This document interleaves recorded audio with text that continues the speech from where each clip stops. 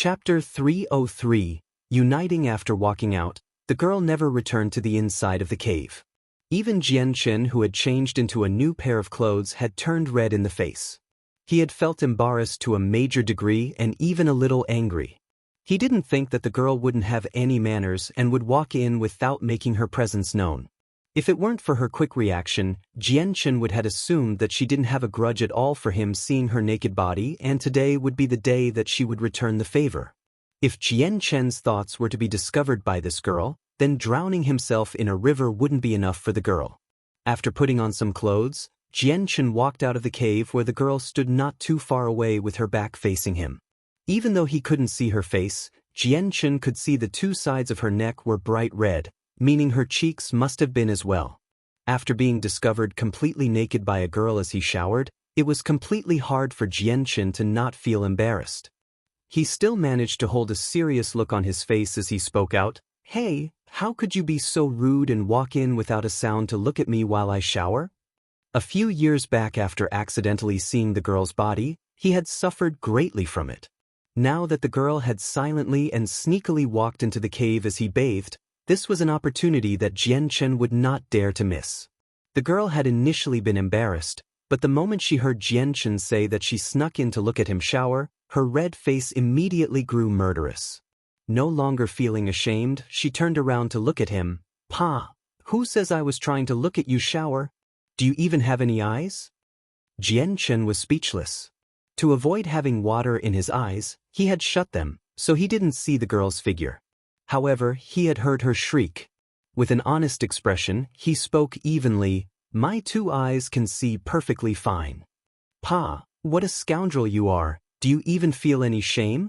Let me ask you this, that cave was originally mine. I was kind in allowing you to stay there for now, but then you began to take a shower without even telling me. This was your fault in the first place, so don't go blaming me." The girl fired back in order to retain her pride. Before Jian-Chen could say anything to use against her, she would have to try to win the argument first. "This cave had been made by someone else. Just when did it become yours?" Jian-Chen asked, bewildered. "This is a cave with no owner, but since I was the first to enter, then naturally I would be the owner of the cave," the girl said confidently. Arguing was a specialty that she was good at. Jian-Chen wasn't convinced by her words and was left speechless. He knew that if he argued with her, he would lose for sure. There weren't too many people that he'd met that he couldn't kill, and equally less people that were stronger than him. However, a fight of words was a different story. The points Jian-Chen made were eaten up by her. Logic was not something that agreed with her. Her logic was both preposterous and stubborn. The girl could say that 1 was 2 and that 2 was 3, and would be very confident in herself. Logic was not something that agreed with her, and the words that Jian-Chen had tried to use to win had been eaten up by her. You win." Jian-Chen spoke with a huff. He hadn't planned on letting her win, but who could have imagined that not even 2 sentences later, she had fully suppressed him with her words and given him no chance to win. "I've seen your body and you've seen mine. But I've also saved your life, so let's consider this even. If I owe you in the future, tell me." With that, Jian-Chen began to walk away without a look back. "Yo, you rogue." Upon hearing Jian-Chen say that he had seen her body, the girl immediately grew flustered as her mind couldn't help but think back to that one time. Her beautiful face instantly lit up with a reddish hue. Immediately, her good mood after beating Jian-Chen shriveled away as she grew both embarrassed and angry. "Who told you to save me anyways? I didn't ask you. If it weren't for me impeding the seal of Treasure Mountain, then you would have long since been smashed to pieces by it," the girl said angrily as she tried to find a way to fire back at him. Hearing that, Jian-Chen immediately stopped moving. The situation was like she said, if it weren't for her using her lunar bow to control the seal, that he wouldn't have been able to escape from the seal. He didn't want to say that to her, so he continued to walk away. At this moment, the girl had finally realized that Jian-Chen's wounds were completely healed and he was back to normal.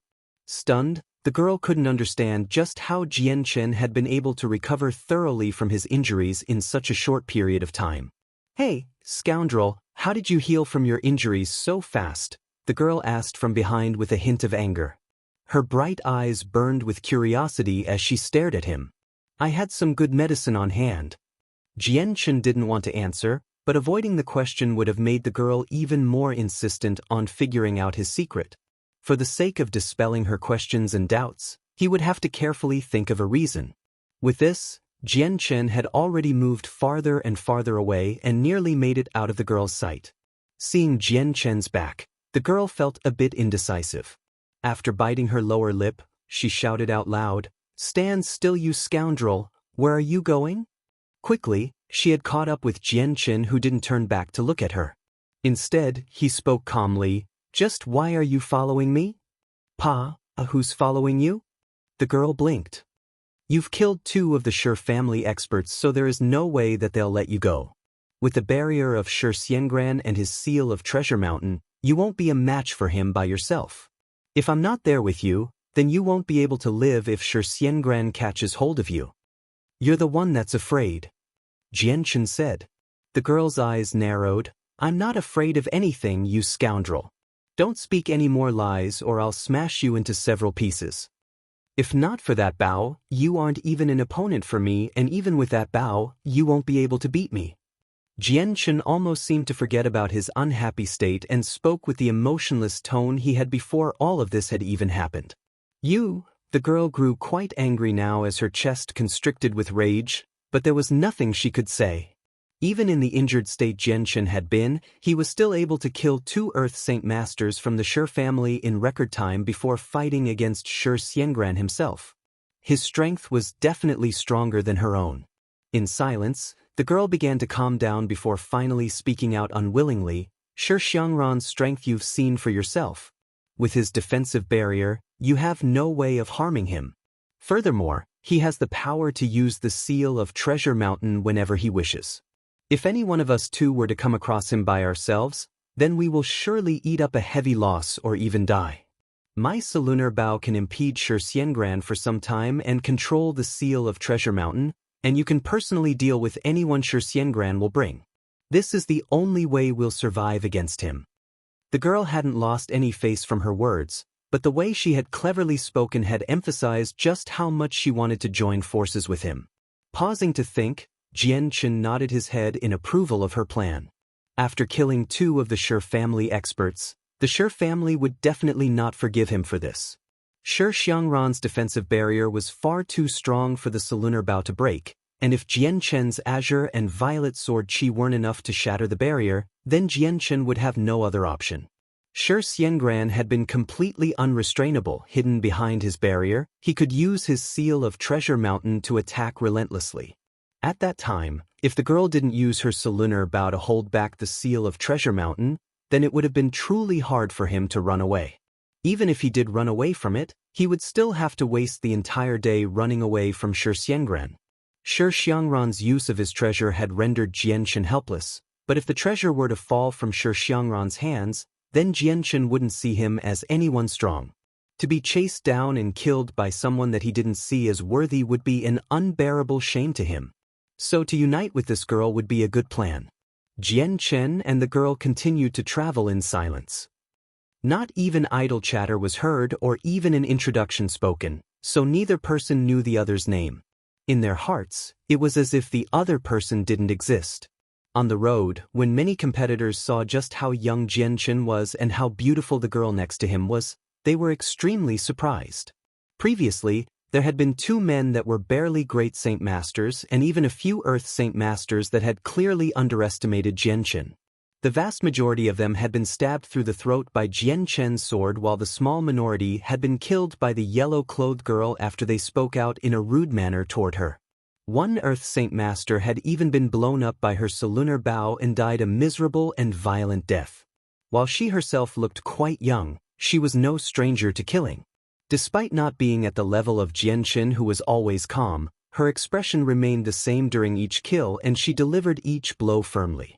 This caused Jian Chen to secretly admire her. For a child of a rich family to be able to do this much was a hard task, especially if she was the highly valued young daughter. Half a month quickly went by as Jian Chen and the girl traveled without seeing Shi Xiangran. By now, they had traveled far away from the sword-like mountains and were now at a mountain range with grass everywhere. In this amount of time, Jian Chen and the girl continued to give each other the cold shoulder. They rarely spoke to each other or even chatted at all. The only thing worth mentioning was that in this half a month of time, the both of them had gained a plethora of profit. Each one of them had now a total of 1,000 tokens after killing several Earth Saint Masters. Even some of the great Saint Masters they had killed had at least 50 tokens. Only a month and a couple days were left with the time limit for the first round rapidly approaching. In this short amount of time, the tokens would all be congregated among the Earth Saint Masters. Very few great Saint Masters would be able to keep hold of their tokens. Just as Jian Chen and the girl were climbing on a huge slope, the sounds of battle could be heard to Jian Chen. Looking toward the source, he could see a man with Wind Saint force surrounding his body fighting against two Earth Saint Masters. Not too far away from them was a blood-soaked figure that was laying on the ground. The Wind-attributed Earth Saint Master was extremely strong. Just by himself, he could fight against two Earth Saint Masters and slowly win. Both of them had plenty of injuries on their body, causing their clothes to be dyed red with blood. The Wind-attributed Earth Saint Master, however, didn't have a single scratch on him. Subconsciously, Jian Chen looked over to where the battered individual lay. Straight away, he could see a sturdy-like build that seemed quite familiar to him. Following a closer inspection, Jian Chen's eyes suddenly flew wide open as a dangerous gleam appeared within. As soon as his eyes widened, a feeling of bloodlust could be felt. Chapter 304. Meeting Qin Shao. Qin Shao. Jian Chen roared angrily as his entire figure blurred away from sight. With a lightning-like speed, Jian Chen flew toward the three men who were currently fighting. At the same time, an enormous amount of killing intent began to exude from his body, shooting straight into the air. The girl watched as Jian Chen sped away with a flabbergasted look. She was previously standing right next to him with her golden longbow out. From the days she had traveled with Jian Chen, she had quickly learned his personality, but this was the first time she had seen such a drastic change in him. She hastened after Jian Chen. Jian Chen's roar was immediately heard by the three combatants. The two blood-soaked figures were shocked. They hadn't expected to come across anyone that was familiar with the young lord of the Tianqin clan. The two of them had already used up all of their strength fighting and were immensely relieved to see a new chance at life. The moment they saw Jian Chen run toward them, their happy look froze in place before disappearing from their faces and were instead replaced with looks of utter despair. The both of them knew Jian Chen and how he was the only foreign friend of Qin Shao, but while his talent at cultivation wasn't all that bad, Jian Chen was still young and only a great Saint Master. Their opponent was an Earth Saint Master and a truly strong one at that with his Wind Saint force. If the two of them combined wouldn't be able to force him to a disadvantage, Jian Chen wouldn't be able to. By this point, the Wind-attributed Earth Saint Master had noticed Jian Chen. The moment he saw the handsome look on Jian Chen, his face immediately lost his look of confidence. A deep feeling of dread washed over him as he lost all of his desire to fight. I'll let you go today." The Earth Saint Master spat out unwillingly before flying into the air to run away. Just as the man left, one of the heavily injured men that lost most of his saint force immediately lost consciousness. The other man had no energy remaining either and fell to the ground on his back with a withered expression. Qin Shao, how are you feeling? Wake up." Jian Chen quickly arrived at Qin Zhao's side while calling out his name repeatedly in a frantic manner. Qin Zhao's wounds were rather severe and he was covered with blood. Even the surrounding grass beneath him was soaked with his blood.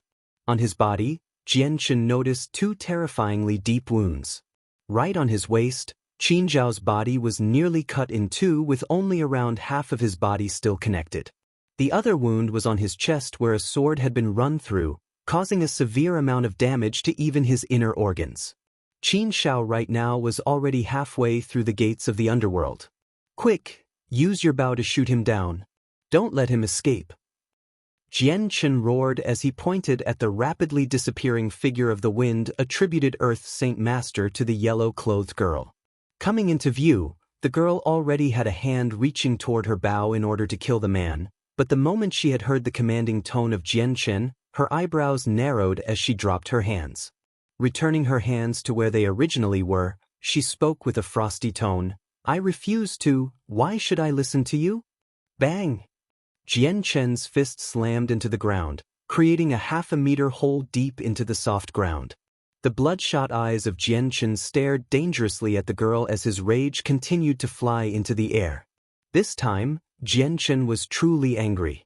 Seeing the nearly bloodthirsty and animal-like visage of Jian Chen, the girl's heart shook with some fear before stopping in place. In this moment of clarity, she suddenly felt a great deal of regret. When she refused to shoot the escaping person and lost her attention, the wind-attributed Earth's Saint Master had traveled past the mountain range and out of sight. Jian Chen.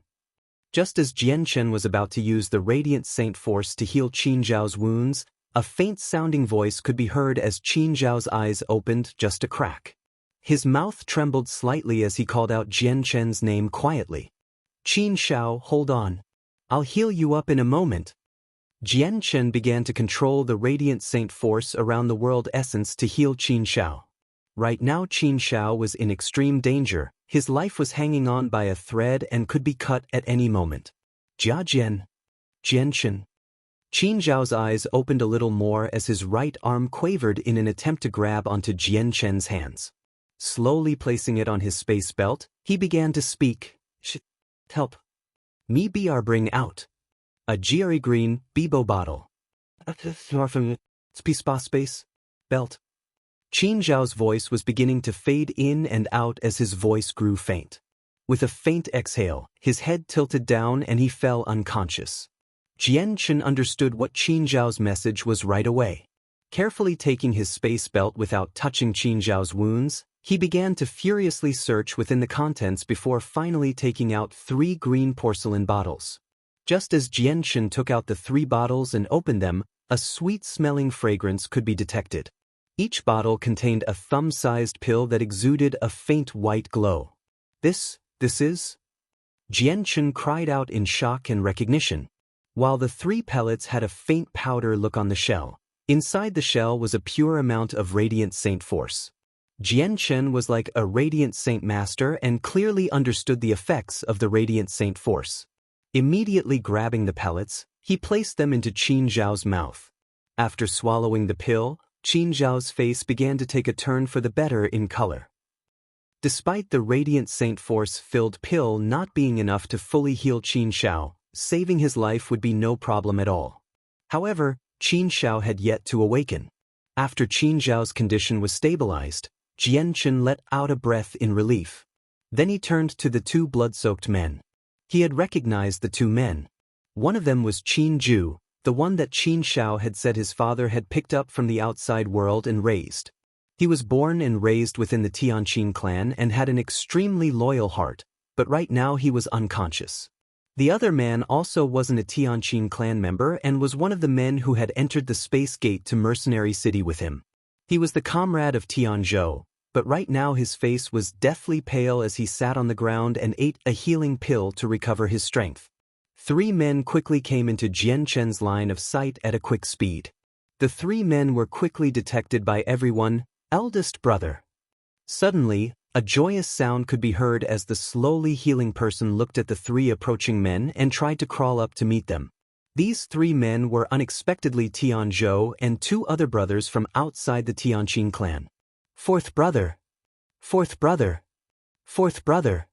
Tianzhou and the other 2 were quick to recognize the blood-soaked figure and instantly called out in panic as they ran to his side. Fourth brother, how are you feeling? Who did this to you? Fourth brother, tell us, just which bastard beat you to this state?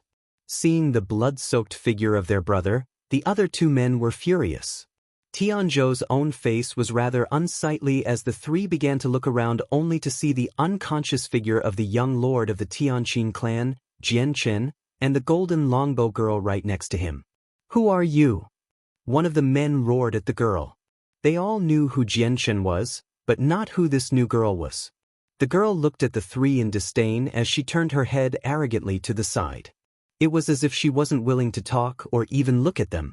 Seeing the attitude of the girl, the other man barked at her coldly, "Naughty girl, we asked you a question. Are you deaf?"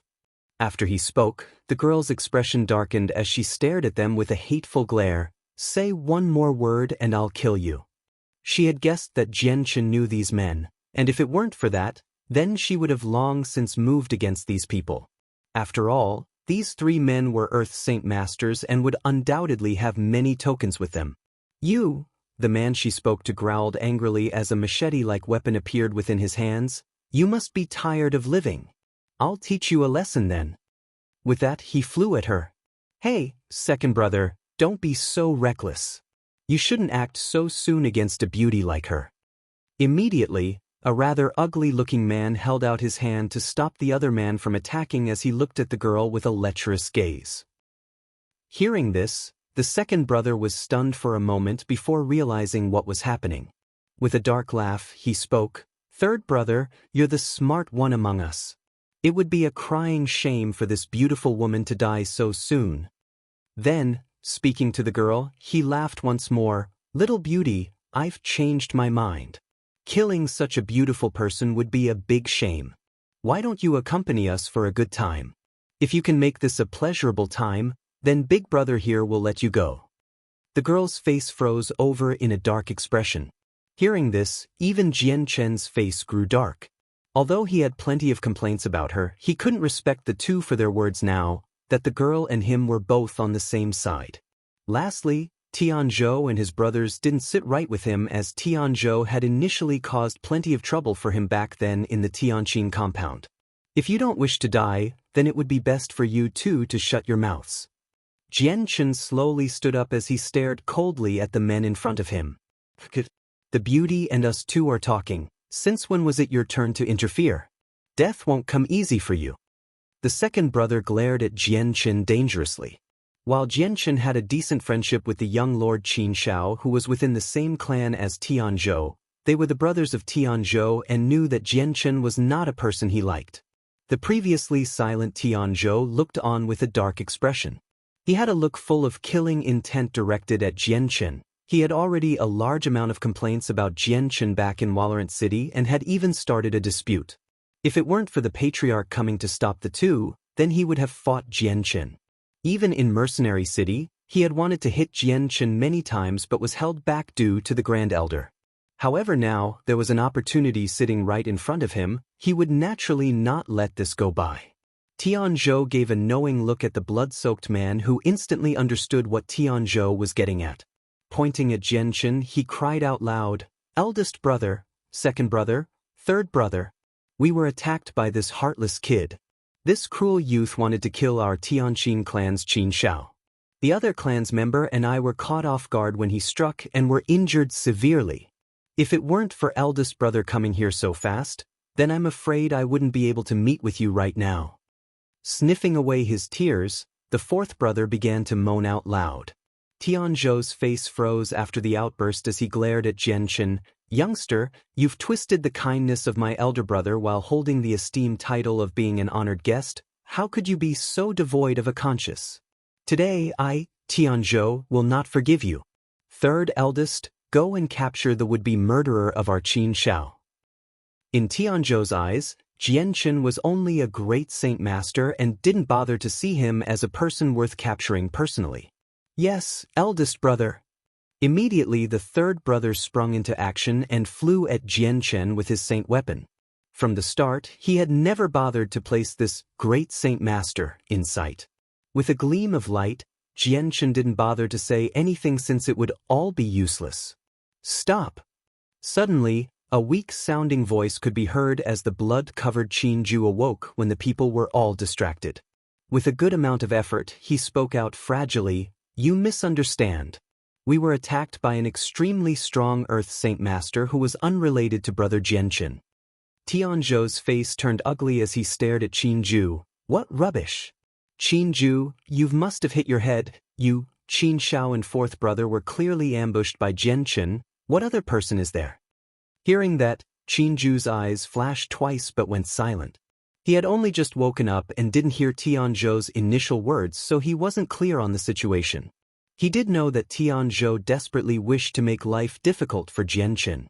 But with his severe injuries, he couldn't even look out for himself, let alone muster up the strength to help Jianchen. At this moment, The third eldest had already reached Jianchen and sneered right in front of his handsome, white face.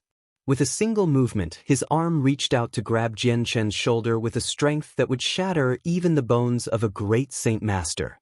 Jianchen's eyes flashed dangerously as the light wind sword appeared in his right hand. The light wind sword had already stopped right next to the man's throat before the third eldest could react. This sudden development caused the man to become shocked. Even the arm that was going to grab at Jianchen's shoulder instantly stopped as he stood completely still. Why? The third eldest kept staring at the sword at his throat in pure speechlessness as his shock caused him to begin to stutter. A single great Saint Master had unexpectedly been able to bring his saint weapon up to his neck without him noticing. For an Earth Saint Master, this was something he was completely shocked to realize. You've managed to turn black into white with this situation. Do not blame me for being impolite. Jianchen glared icily at Tianzhou as he spoke. Having been threatened by the younger generation, this made Tianzhou's face go dark. Forward. Kill him and save third brother. With that, Tianzhou withdrew his red-colored sword and charged toward Jianchen. Taking out his own saint weapon, the second brother charged toward Jianchen as well. At the same time, the third brother that was held hostage against Jianchen's sword immediately took advantage of the shift of focus from him to Tianzhou and the other two. With a swift movement, his hands flew at Jianchen's throat in an instant. With a look of disdain and a sneer, Jianchen pulled sharply on the sword on the third brother's neck. In an instant, his head separated from his body as a fountain of blood splurted from his neck and dyed the ground below them with his blood. Third eldest! Third eldest! Third brother! Tianzhou and the others cried out in fury and grievance. You bastard! I'll definitely kill you today. For vengeance! Tianzhou and the others roared in anger as they glared at Jianchen with eyes that could start fires as if they wanted to destroy Jianchen. Whoosh! Suddenly, another whistling sound could be heard as a golden ray of light came from behind Jianchen. In an instant, the lightning-like bolt of light speared through the second brother's chest. Right where the heart should be, only a hole could be seen. Even after striking through the second brother's chest, the arrow didn't lose speed at all and traveled another 100 meters before smashing into the side of a mountain slope and disappearing from view. Jianchen turned his head to look only to see the icy cold visage of the yellow-clothed girl. In her hands was the golden solunar bow with the bowstring looking as if it had just been twanged. The second eldest was the one that had first insulted her, and with the girl's personality, there was no way for her to forgive him at all. If the third brother hadn't been killed by Jianchen, then she would have killed him as well.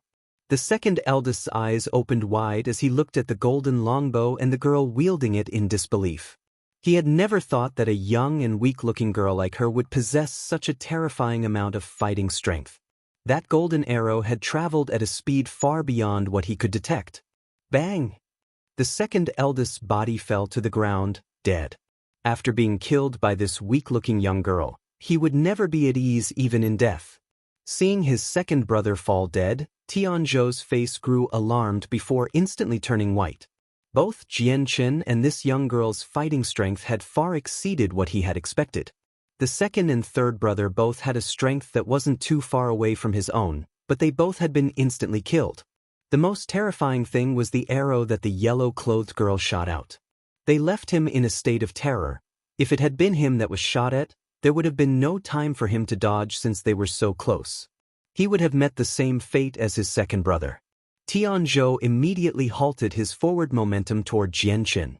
With this sudden change in development, he was suddenly stuck in a problematic dilemma. Jianchen turned to look at Tianzhou with an attentive gaze and taunted, "Were you not saying that you were going to kill me? Just why haven't you done anything yet then?" Hearing this, Tianzhou's face grew unsightly as he stared at the two with a venomous look. "Brat, Tianzhou won't forget this day." With that, Tianzhou flew in the opposite direction to flee.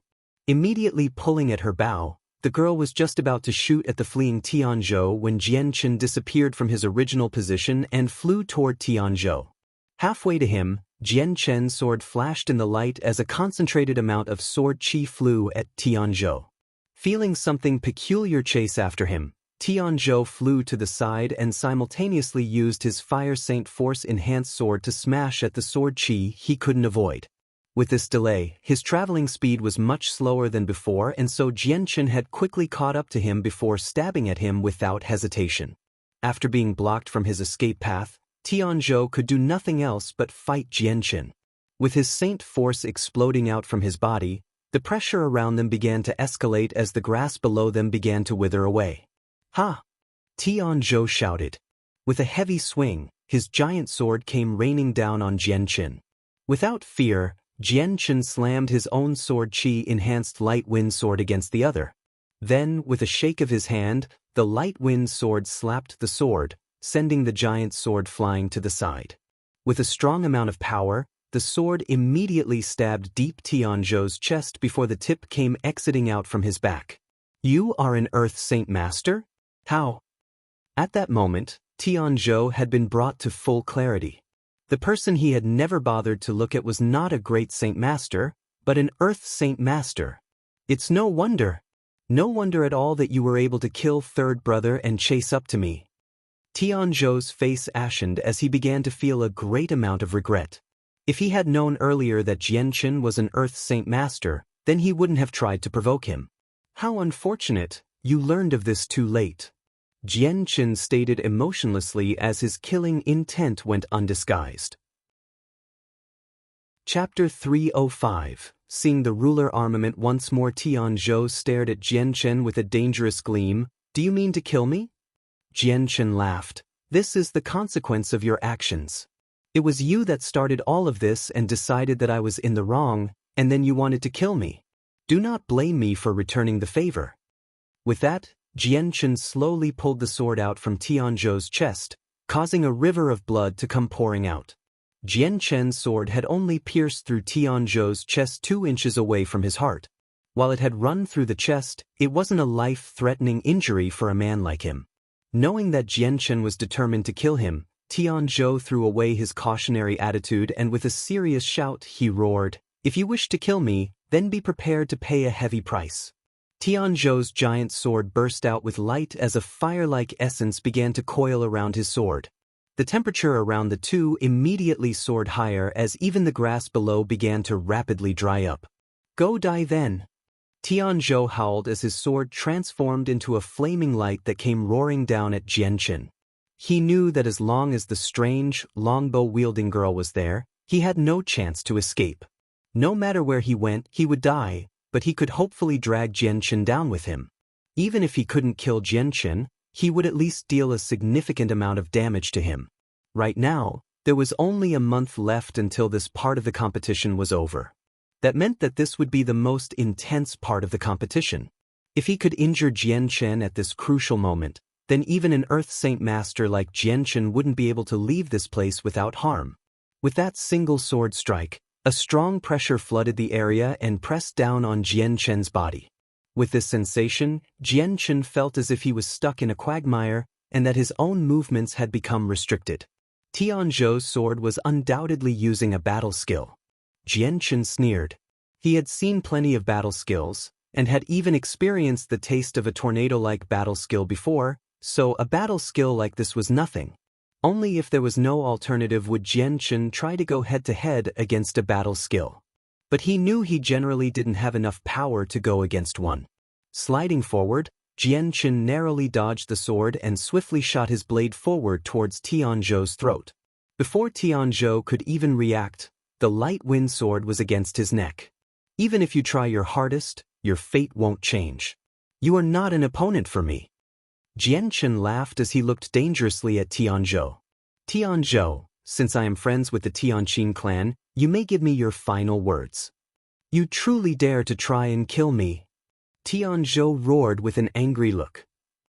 After exchanging several blows, he had already figured out that he wasn't strong enough to fight Jianchen. Even a battle skill wouldn't be enough to defeat this 20-year-old youth. Knowing that Jianchen wasn't a great Saint Master was truly a fact that he found hard to believe. Jianchen sneered. "Do you really think that just because you are a member of the Tianqin clan, I won't make a move against you? I've already shown enough restraint.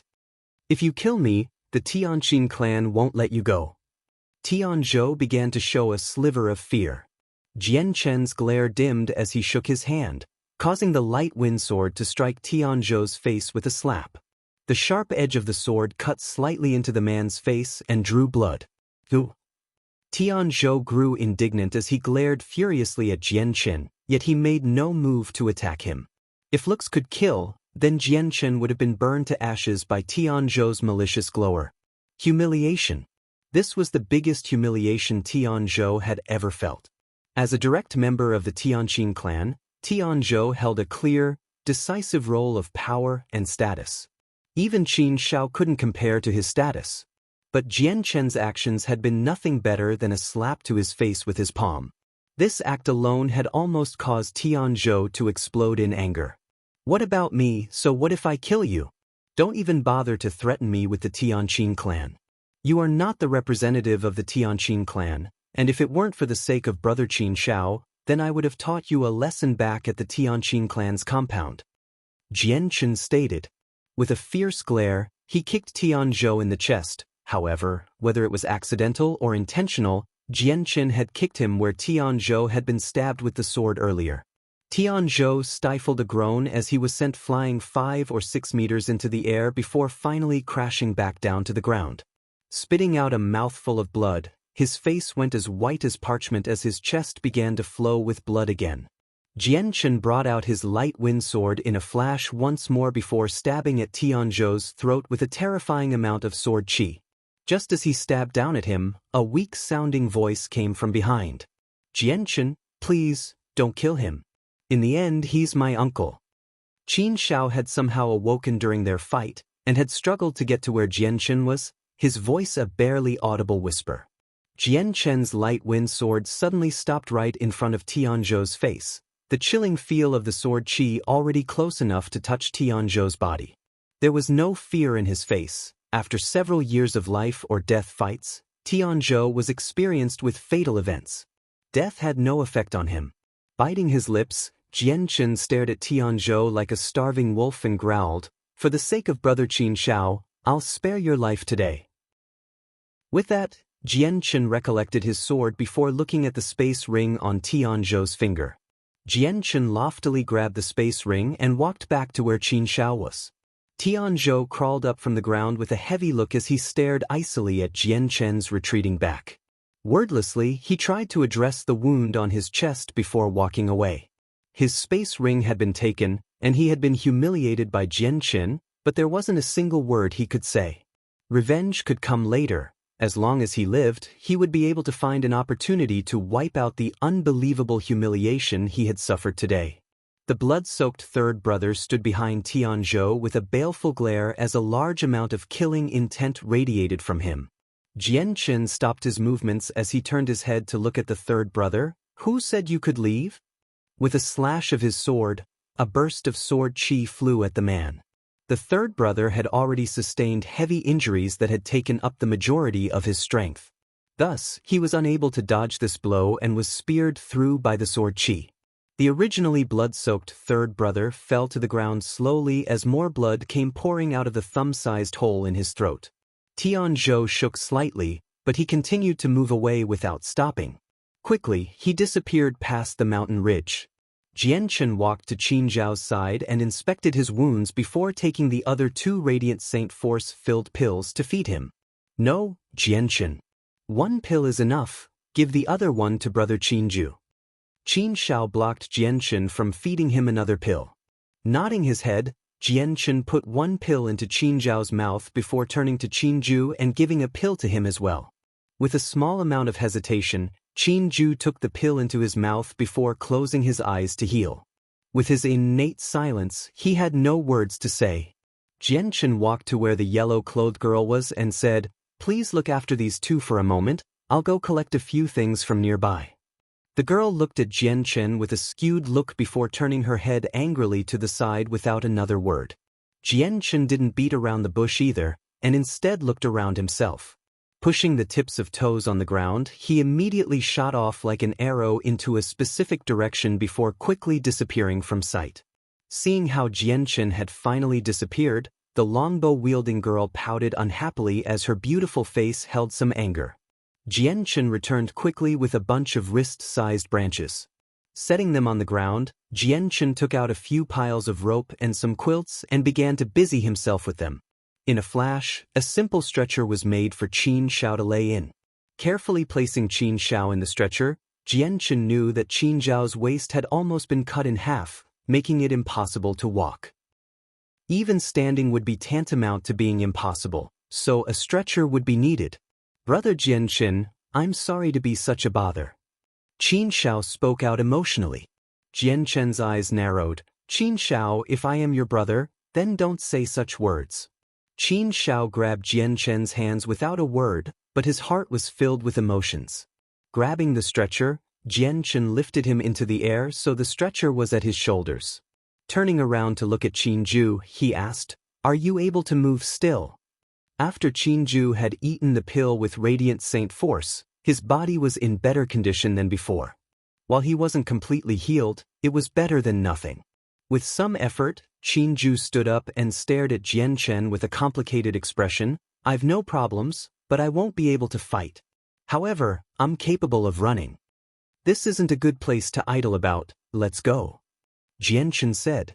Neither the girl or Qin-Ju had any objections to this, and so after taking the second, third and fourth brothers' space belts, the four of them left the area.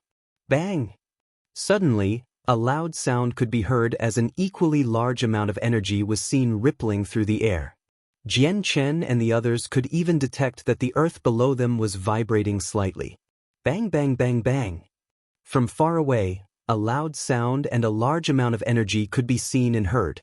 Even the shaking of the earth continued despite the long distance, and had even cracked the ground slightly. Jian-Chen and the others immediately stopped their movements and looked at a giant mountain several hundred meters away where they could barely make out the sight of what was happening. "There are people fighting over there, they seem quite strong." Jian-Chen spoke with a solemn expression. As soon as he spoke, a giant, iron-like seal flew from the mountains before crashing down to the ground. Bang! With a mighty crash, the ground shook violently once more in a stronger surge than before, making it seem almost as if there was an earthquake. "That's the seal of Treasure Mountain." The girl cried out in shock. Her face grew solemn as she said, "Sure, Xiangran has to be fighting with someone. Seeing how far back the seal of Treasure Mountain was sent flying, the enemy must be very strong, or else there has to be many of them." At that moment, the seal began to fly upwards back toward the mountain slope. Jian-Chen and the other three could see that before the seal could come flying down, another figure flew up into the air with his flaming, scarlet sword smashing against the seal. Bang! Like a clap of thunder, the sound shook everyone's ears as they all saw a ripple of energy fly forth. The seal continued to wobble in midair as it flew back constantly. Ruler armament. That sword has to be a ruler armament for it to knock back the seal of Treasure Mountain so far back. The girl cried out in shock. Chapter 306. Get out. Jian-Chen grew solemn the moment he saw the sight before saying, "It would be unwise to approach them now. Let's hurry up and leave." If he didn't have the injured Qin Xiao draped over him, then he would have investigated the sight above. For the sake of Qin Xiao, he would place safety as their priority. Jian-Chen took the stretcher and led the girl away from the place as Tianju bit his lips and followed close behind. The ground began to shake once more as the mountains shook violently. Even the ground near Jian-Chen's feet began to crack as the sounds of a fierce battle could be heard. His ears shook from the vibrations. A few of the more courageous men were attracted by the sight and flew toward the sounds of the battle. The vast majority of them had already lost their space belts and were heavily bandaged while some looked quite miserable. The moment they saw the injured members behind Jian-Chen, two of the more well-off-looking men flew at Jian-Chen in a hurry. The two were extremely fast and had traveled several hundred meters in a flash. Swiftly coming to a stop to measure Jian-Chen and the others, they both noticed that Jian-Chen and the other girl were no older than 25 years at the most. Their confidence couldn't help but go up as one of them shouted, "You there, stand still!" With that, they closed the distance. Jian-Chen's eyes flashed as the girl instantly grabbed at her longbow and shot 2 golden arrows from it. They traveled at an extremely fast pace.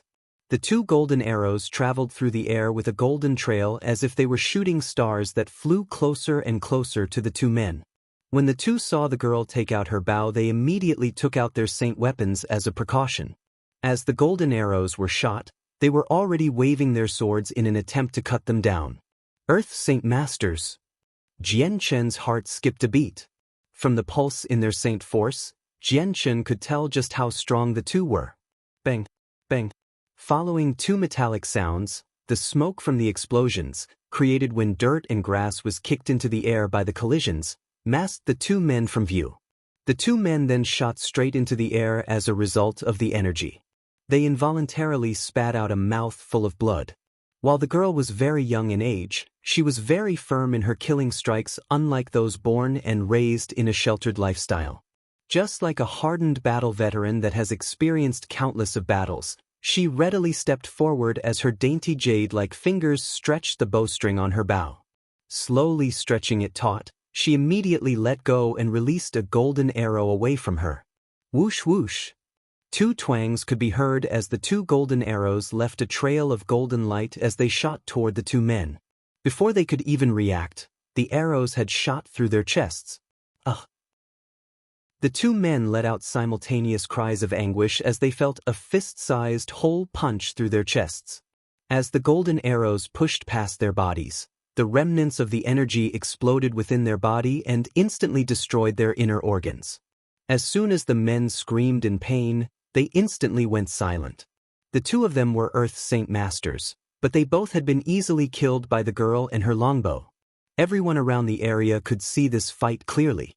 Those who initially had thoughts about robbing Jian Chen and his group instantly withdrew all notions of fighting. Just who is that yellow-robed girl, and how strong is she?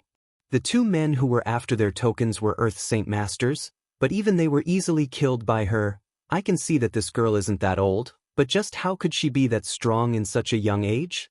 Whoever marries her in the future will be truly blessed. Sure. Speak quietly, what if she hears you? If she gets angry, then it'll be all over for us once she starts shooting. That's right, a youngster like you should keep your mouth shut. A loose tongue may bring you trouble. Be careful with what you say, and for heaven's sakes, don't say anything unnecessary. From far away, three men began to talk among themselves. Looking at Jian Chen, no one dared come close to him. After that, barely any people dared to block Jian Chen and his group's path. Jian Chen continued to hold the stretcher in front of him while he rushed forward. After he had came across the two who blocked their path, he collected their belongings, a space ring and a nice-looking space belt. The girl watched as Jian Chen rifled through the men's belongings without saying a word. Strapping the longbow to her back, she followed Jian Chen from behind as they both left the place. Shi Xiangran continued to fight for a long period of time, allowing Jian Chen to travel several kilometers away. Even after hearing several explosions, Jian Chen and the group didn't turn back and continued on. 6 hours later, Jian Chen and his group were farther away now and finally stopped at a cave to rest. Within the dark cave, a small campfire could be seen burning. This cave has someone recently staying here. Forget it, let's occupy it. Jian Chen muttered before carefully setting Qin Shao down on the ground. Collecting several untouched branches around the cave's opening, Jian Chen lit them on fire to use as a torch. The branches won't burn for long. You should all go inside to rest first. I'll go find some more branches. With that, Jian Chen turned to climb down the slope and collect some more branches and dried sticks. While Jian Chen continued to collect branches, the sounds of footsteps could be heard. Ignoring the sound, Jian Chen continued to collect the tree branches on the ground. Quickly, two shadows flew into view.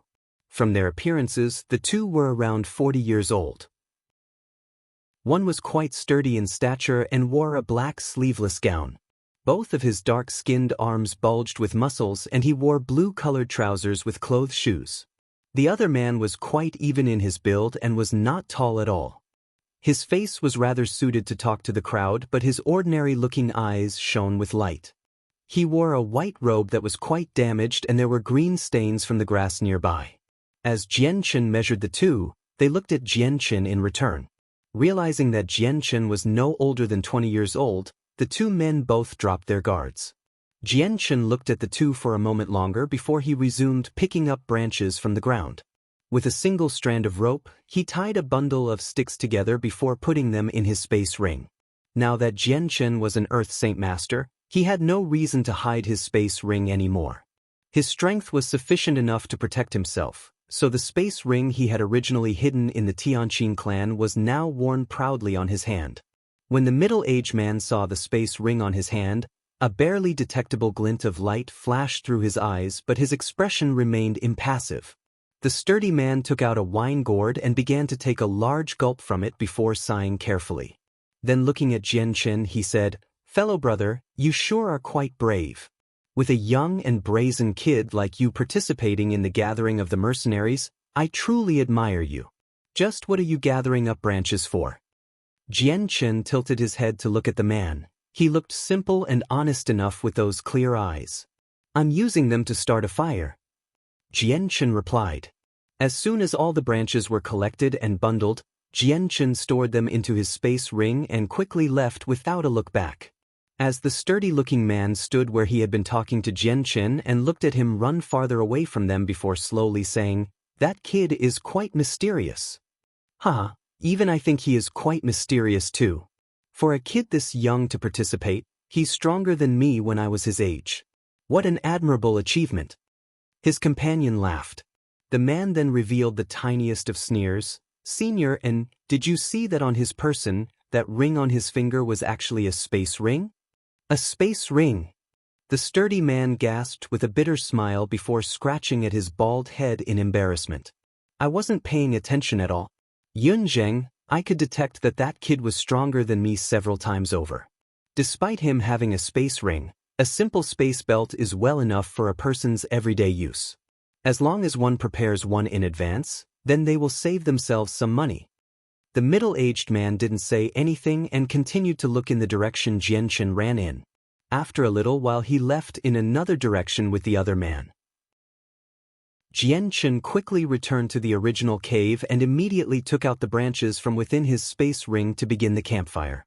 With Qin Zhao's heavy injuries, mobility was severely restricted, so Jian had calculated that they would have to stay within the cave for half a month and wait for Qin Zhao's condition to at least stabilize.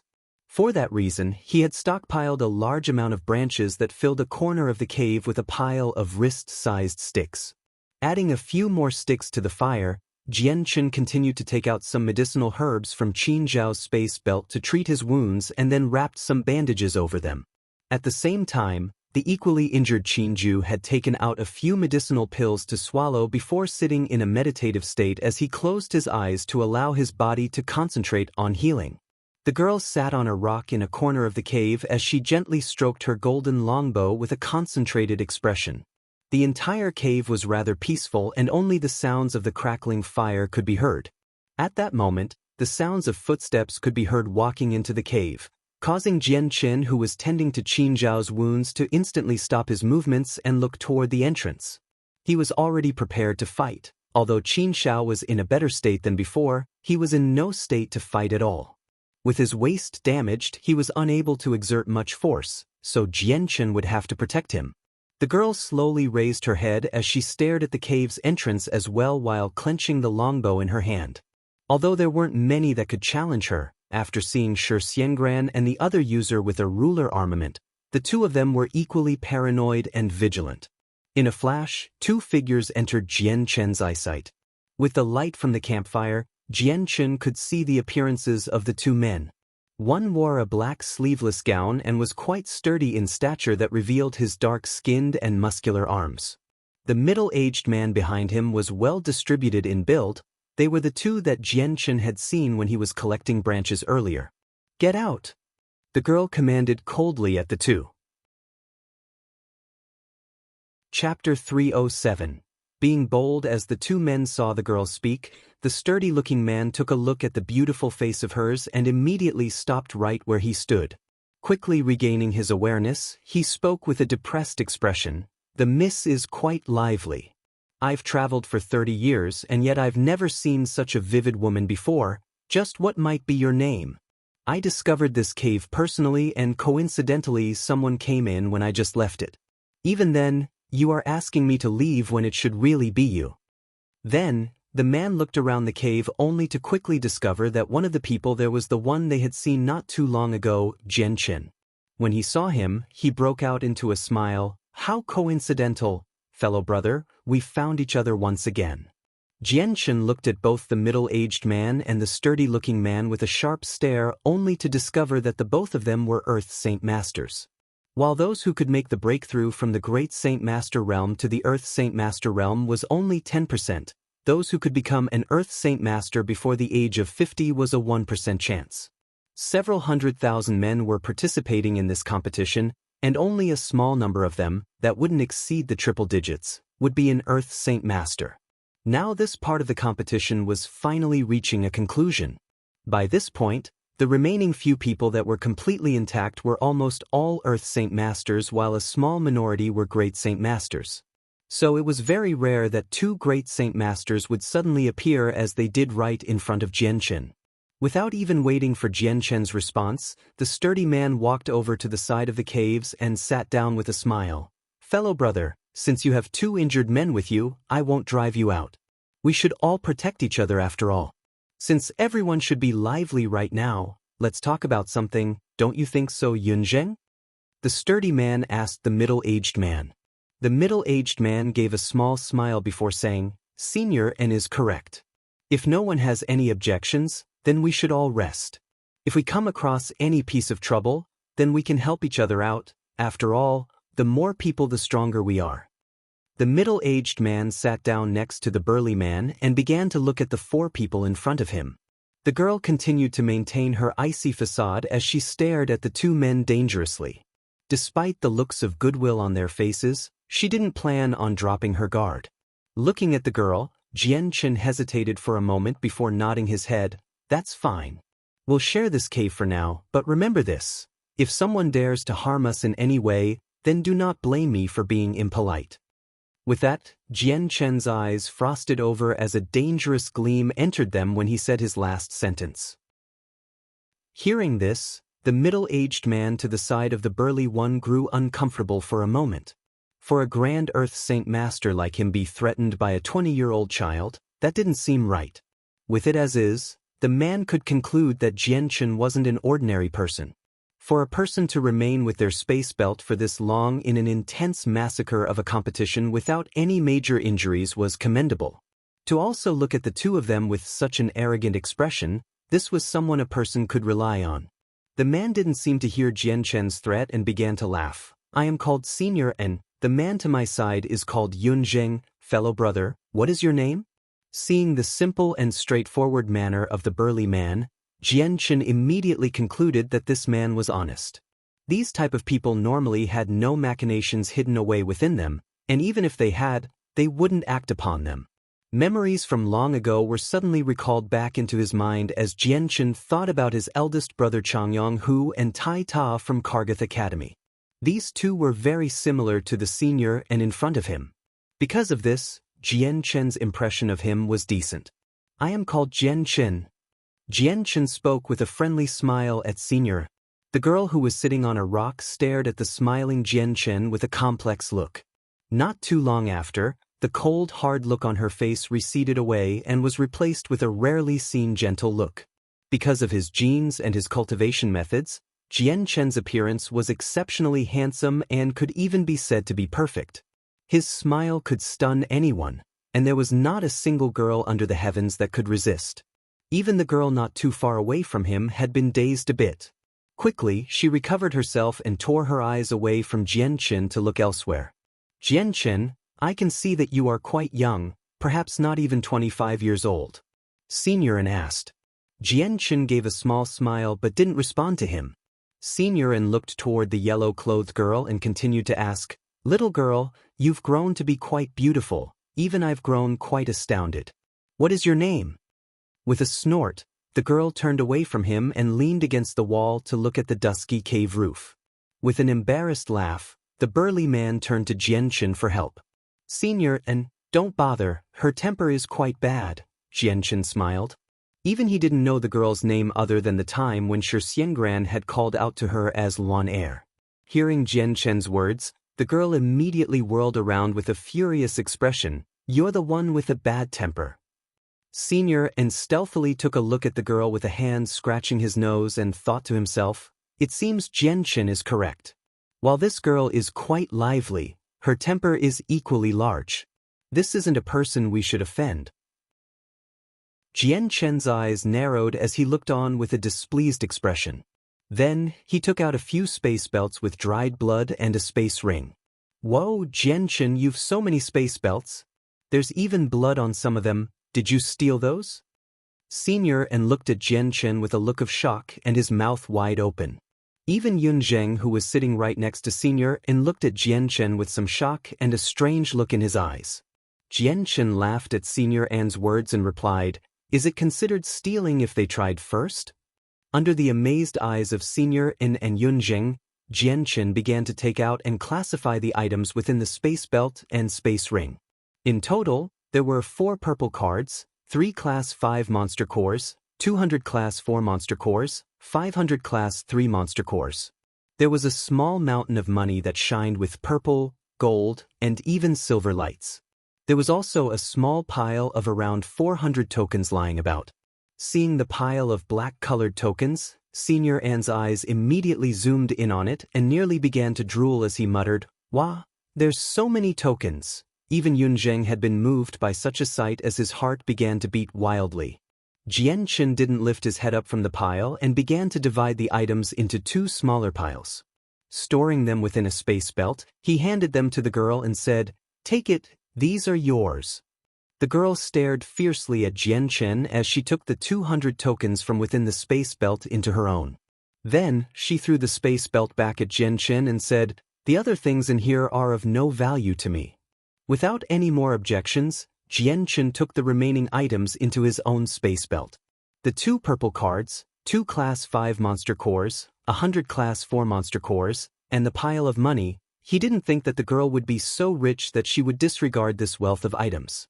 Senior and stared at the space belt thrown at Jianchen with some disbelief and swallowed the saliva building up in his throat with some difficulty.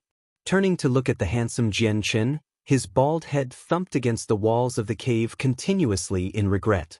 "Why couldn't I have been born a few years later? Why couldn't I have been born handsome? I've only just figured it out. If one is born handsome and popular, even the beautiful women will take the initiative to give the good items to you." Senior and continued to mutter to himself as if no one was around. The girl sitting on top of the rock began to heave up and down in anger while trying to pretend to ignore the man. But her eyes continued to shoot fire as she stared maliciously at him. Sitting right next to Senior and Yun Zheng looked at Jianchen and the girl with a sluggish look. Seeing how the girl acted shocked his heart. 2 purple cards, 2 Class 5 monster cores, 100 Class 4 monster cores, and a large sum of money was not an easy thing to give away. This sight was far too much for him. The items in that space belt were an abundant amount of wealth and would even tempt an Earth Saint Master. It would appear that despite the age of these two, they are not people of ordinary status. To be able to toss around a Class 5 monster core, they must belong to powerful people and hold powerful positions. The man thought to himself. Chapter 308. Yun Zheng's shock time flew by. Jianchen and the group of people camped in the cave for 7 days. In that time, Jianchen, Senior, and Yun Zheng continued to talk among each other in a good-natured manner. The yellowed-clothed girl rarely spoke. Even now, Jianchen still didn't know her name. Qin Zhao's injuries continued to slowly heal, and while the cut mark on his waist wasn't completely healed, a small scab was already forming. With the help of some medicine, another 10 days would be needed before he could walk. Even Qin Zhu's injuries had healed sufficiently enough for him to fight. With his valiant strength, it would take another few days for him to heal completely. Within the dark cave, the fire that had been burning incessantly danced slowly. By the side, the sitting Jianchen slowly opened his eyes and looked around the room. Qin Zhu, the girl, and Senior were all sitting in a meditative position, and Qin Zhao was still laying on the stretcher with his eyes closed in a sleeping position. Only Yun Zheng was not in the cave. Jianchen restoked the flames before walking out of the caves. A while after he had left, The yellow-clothed girl opened her eyes from her meditative position and scoured the place. Then, closing her eyes, she went still again. Arriving at the cave's entrance, Jianchen began to take in the fresh air of the outside world before closing his eyes in a pleased manner. The ventilation within the cave wasn't the best, and the stuffy, hot air within the cave caused everyone inside to feel uncomfortable. Taking in another deep breath, he climbed down the mountain slope to wander about. Since he had to protect Qin Shao, Jianchen didn't dare go far. Until Qin Shao was fully healed, Jianchen didn't plan on leaving this place. If they were to travel with an immobile Qin Shao and came across a strong individual, then it would be very problematic. Even if he wasn't afraid for himself, but if the target was Qin Shao, Jianchen would be stuck in a problematic situation. In this short amount of time, Jianchen had collected a total of at least 1,000 tokens. The competition had only required a total of 500 tokens in order to pass, so Jianchen was well above what was needed. The only thing left for him to do was survive for the rest of the time limit. Jianchen leaped into a 30-meter-tall tree and sat on top of a tree branch. Laying down on it, his head continued to think about the Ming Dong who was still within the hidden shrine. I wonder how Ming Dong is doing. His ancestor was good friends with the Shrine Lord. He will definitely help out Ming Dong. When I see him again, he'll definitely be vastly different. This gathering of the mercenaries is the easiest way to obtain a heaven-tier battle skill. As long as I try my hardest, then I will definitely obtain it. When I am strong enough, I will be able to return to the Jesson Kingdom and settle my debt with the Hua Yun sect. With a heaven-tier battle skill, the Changyang clan will definitely increase in power as well. Muttering to himself, Jianchen continued to lay about on the tree as he stared up with a determined look. Shortly after, Jianchen let out a breath of air with a worried look. The Jesson Kingdom is currently in a bad situation. The neighboring 4 kingdoms are uniting against them. Within 2 years, there will definitely be a war between the two sides. Before that happens, I must increase my strength as much as possible and be of some help. As Jianchen continued to plan for the future on top of his tree branch, the shadows of 3 men quickly flew toward his direction with the speed of an arrow. From the 3 men, the frontmost person was especially pale and drenched with blood. His originally white robes were heavily stained with blood as the 2 men behind him chased him with their saint weapons ready to strike. Sensing the 3 men, Jianchen pushed aside the foliage in order to see just what was happening from his overhead perch. Just as he looked at the 3 men, he revealed a surprised look before smiling. I didn't think that he would be chased in such a manner. It seems that he plans to bring them back to our campground. With that, Jianchen leaped down from his tree branch and stood right next to a tree in front of the 3 men. From the 3 men, the person running away was the same person from the caves, Yun Zheng. At this moment, Yun Zheng was in a miserable state and had long since lost his svelte attitude. The moment Yun Zheng noticed Jianchen, an indescribable light flashed in his eyes before increasing his speed a bit. Flying toward Jianchen, the pale Yun Zheng began to breathe heavily as he took refuge behind him. Brother Jianchen, let's hurry up and run. These 2 men are too strong. Let's go and get Senior and to help deal with them. Jianchen shook his head with a smile. My brother is currently resting inside. I don't wish to shock him. But Yun Zheng held some reluctance in his face, but he said no more after that as Jianchen held his hand up. I'll deal with this matter here. Hearing Jianchen's calm attitude, Yun Zheng slowly began to calm himself down before standing quietly behind Jianchen. He wanted to see just how strong of an Earth Saint Master Jianchen was. The 2 men chasing after Yun Zheng came to a stop several meters away from Jianchen. The 2 looked to be around 40 years old and both wore blue robes that did nothing to hide their bulging muscles. One of the men was quite short and looked to be around 5 feet tall with dark skin as black as coal. The other man was rather skinny-looking and had an average appearance with a bent nose. On the left side of his face there were several intersecting scars that destroyed his face. His face was rather terrifying to look at, but it also increased his intimidation factor. The 2 men sized up Jianchen as they looked at him. Giving each other a small look, one of the 2 immediately walked up to Jianchen before pushing him out of the way. Jianchen wrapped his hands against his chest before smiling at the 2. Fellow brothers, what might you two be doing? Seeing the expression on Jian Chen's face, the short one began to feel annoyed at him. Without another thought, he glowered at both Jian Chen and Yun Zheng. If you know what's good for you, hand over your space belt at once or else, humph. Or else what? Jian Chen continued to smile. The short one glared at Jian Chen with an even more cruel stare before roaring, or else you too will die here today. In an instant, Jian Chen released a large amount of killing intent. Is that so? Then allow me to send you on your way. With that, Jian Chen disappeared from view before reappearing in front of the short man. At the same time, his light wind sword immediately came into view before the chilling cold sword Qi stabbed at the short man with blinding speed. The short man hadn't expected for Jian Chen to make such a sudden move so quickly. Before he could even react or dodge the sword strike, the silver sword had already stabbed straight through his throat. Jian Chen's sword was far too fast. In an instant, the short man had been caught off guard and killed. Even as an Earth Saint Master, it was still impossible for him to dodge Jian Chen's strike. Without stopping, Jian Chen immediately pulled out his bloody sword from the short man's throat before disappearing from view once more. In an instant, his sword flashed as it flew at the other Earth Saint Master. At that moment, the Earth Saint Master hadn't reacted yet as he stared in horror at the incoming Jian Chen. Then, it was with a serious look that he had realized this youth he had disregarded earlier was in fact a tiger wearing a sheepskin. Ha! The man roared as his saint force exploded out of his body. The saint weapon in his hand began to flood with a blue-colored light as he slashed at Jian Chen. Jian Chen's figure blurred as he dodged the other man's sword. His light wind sword became a silver glow of light that flew at his throat. Reacting quickly, the man tilted his head to dodge Jian Chen's strike and allowed the sword to slip past him. However, the sword swept past his neck and a small cut appeared on his throat. As the man was starting to rejoice, he suddenly felt a stinging sensation on his neck. Before he could even look down and see what happened, his head was immediately cut off.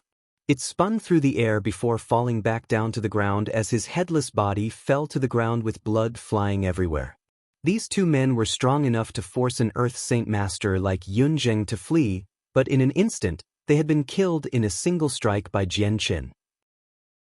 That made Yun Zheng open his eyes wide in disbelief and shock at what had just happened.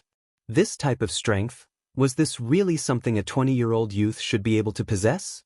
Standing to the side of Jian Chen, Yun Zheng tried to breathe in and out in order to calm himself.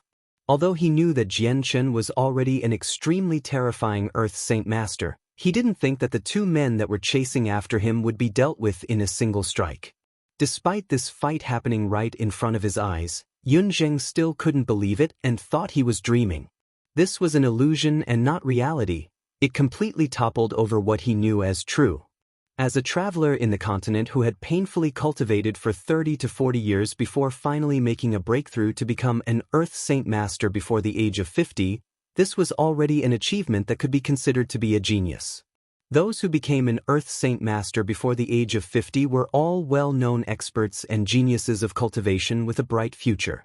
Right now, 2 Earth Saint Masters were killed by a youth that wasn't even 25 years old. This was a massive blow to Yun Zheng, and as such, this was the very first time that he had felt that this world was truly unfair and absurd. Chapter 309. Immortal's Cave. After dealing with the two men, Jian Chen collected the space belts of both Earth Saint Masters. Turning their bodies aside, Jian Chen didn't see anything else of value on their bodies. While these two were Earth Saint Masters, aside from their robes and space belts, there wasn't any space rings to be seen. Space rings were treasures within the Tianyuan continent that were symbols of status and power. Although Earth Saint Masters were qualified to have a space ring, not all of them had one. Jian Chen looked at the bloody Yun Zheng and spoke to him, "Let us go back and treat your injuries. Walking out here with injuries isn't a safe thing to do." The two then left the area. Yun Zheng watched the slowly disappearing back of Jian Chen with some remaining shock. Before he had even blinked, Jian Chen had killed 2 Earth Saint Masters. Something like this would give him an everlasting impression of Jian Chen. AI, could he be one of the rumored geniuses? Yun Zheng sighed before running to catch up with the receding figure of Jianqin. The two figures returned to the cave where the bloody figure of Yun Zheng attracted the attention of everyone. The one friendliest to Yun Zheng, Senior, and stood straight up with a furious expression. Yun Zheng, what bastard did this to you? Tell me and I'll go tear them limb from limb. Seeing just how concerned Senior and was, Yun Zheng smiled faintly. I had some bad luck. When I was hunting, I came across two Earth Saint Masters. But fortunately, Brother Jianqin came along and killed them both. Hearing Yun Zheng, Qin Xiao, who was lying nearby, stared at Jianqin with a surprised look before turning suspicious and doubtful at Yun Zheng's words. Jianqin, is what he says true? You were able to take down two Earth Saint Masters by yourself? Qin Xiao spoke with an expecting tone. Sitting nearby, Qin Zhu's ears shook slightly, but his eyes didn't open. Jianqin nodded his head, but gave no response. Qin Xiao took on a pleasantly surprised look as he spoke with some excitement. Jianqin, just how did you grow to become so amazing in such a short amount of time? When we first initially fought, I knew that you were already amazing, but I didn't think that you would be able to kill an Earth Saint Master so easily. That is because during the time I left the Tianqin clan, I managed to make a breakthrough to become an Earth Saint Master. Jianqin replied. Hearing that, Qin Zhu's eyes snapped open as he looked at Jianqin with shock. Even as his eyes opened, he remained as still as a statue. So it was like this, Qin Xiao spoke with some understanding. Time went by in a flash. Soon there was only half a month remaining in the competition. In that time, Jianqin had rarely ventured out and spent the majority of his time within the cave and silently protected Qin Xiao. The yellow-clothed girl had used her Solunar Bao to make a new cave for her to privately cultivate. Senior and Yun Zheng both constantly walked outside and came back to the cave with bruised bodies the majority of the time. A few of the times, they had been chased down by several strong Earth Saint Masters back home, where Jianqin would promptly deal with them. The power that Jianqin would constantly display always reminded Senior and Yun Zheng of his strength. Those of the same cycle were miles away from Jianqin's level. Second and third cycle Earth Saint Masters were not an opponent for Jianqin at all. Not too long after, Jianqin had unconsciously become the pillar for Yun Zheng and Senior. After several more days, Qin Zhao's body had been completely healed. Almost as if he had provoked Jianqin's ire, Qin Xiao immediately set himself about to cultivate as soon as he was healed with the assistance of monster cores in order to reach the Earth Saint Master realm as soon as possible. As for Qin Zhu, who had healed even earlier, it was almost as if he cherished words like gold. Ever since he had met Jianqin up until now, he had never said more than 10 words total.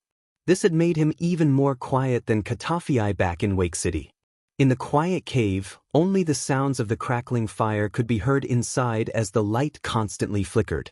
Jianqin sat in a meditative position in a corner of the cave with a Class 5 monster core in his hand in order to absorb it. With the Jessen kingdom on the verge of danger and the Changyang clan as well, he had to hurry up and increase his strength. There was no time to squabble around and waste time. Within the dark cave, everyone was cultivating, causing the leaking energy from the monster cores to gather within the cave. It was as if the cave was originally filled with this energy and was paradise for cultivators. At this time, the sounds of rapid footsteps could be heard. Jianqin's ears shook slightly from the sound, but he made no movements to get up from his position. The footsteps grew closer as Senior and Yun Zheng both entered. Jianqin, I've news, good news. I've heard from someone on the outside that there is cave to the south of the forest that used to have a senior cultivator in it. There's treasure inside, and I'm willing to bet there's at least one heaven-tier battle skill. Senior and spoke out hurriedly. The moment Jianqin heard the words, heaven-tier battle skill, he instantly snapped open his eyes. Although everyone was cultivating within the cave, in this sort of condition, they remained vigilant to the outside world. Not even the subtle and sudden gust of wind would be able to escape their notice. Qin Zhao's eyes widened as he said, heaven-tier battle skill? Are you sure that's right? What if some enemy was trying to announce false news and later set up a huge trap for everyone? Senior and shook his head, that I don't know. But many people are already heading on over there. I've heard that even the 5 experts are going there. 5 experts? What 5 experts? Qin Shao questioned. The 5 experts are men with a very well-known reputation and are also the strongest men around. In a short amount of time, practically everybody and everyone knows their names. Yun Zheng spoke out to Jianchen. While he knew Jianchen was strong, he didn't know whether or not he was stronger than the 5 experts. Jianchen's heart skipped a beat. Who are the 5 experts and what are their names? They are called Qin Ji, Dugu Feng, Tianmu Ling, Shi Xiangran and Jie Wukong. TL note, Qin Ji is not from the Tianqin clan.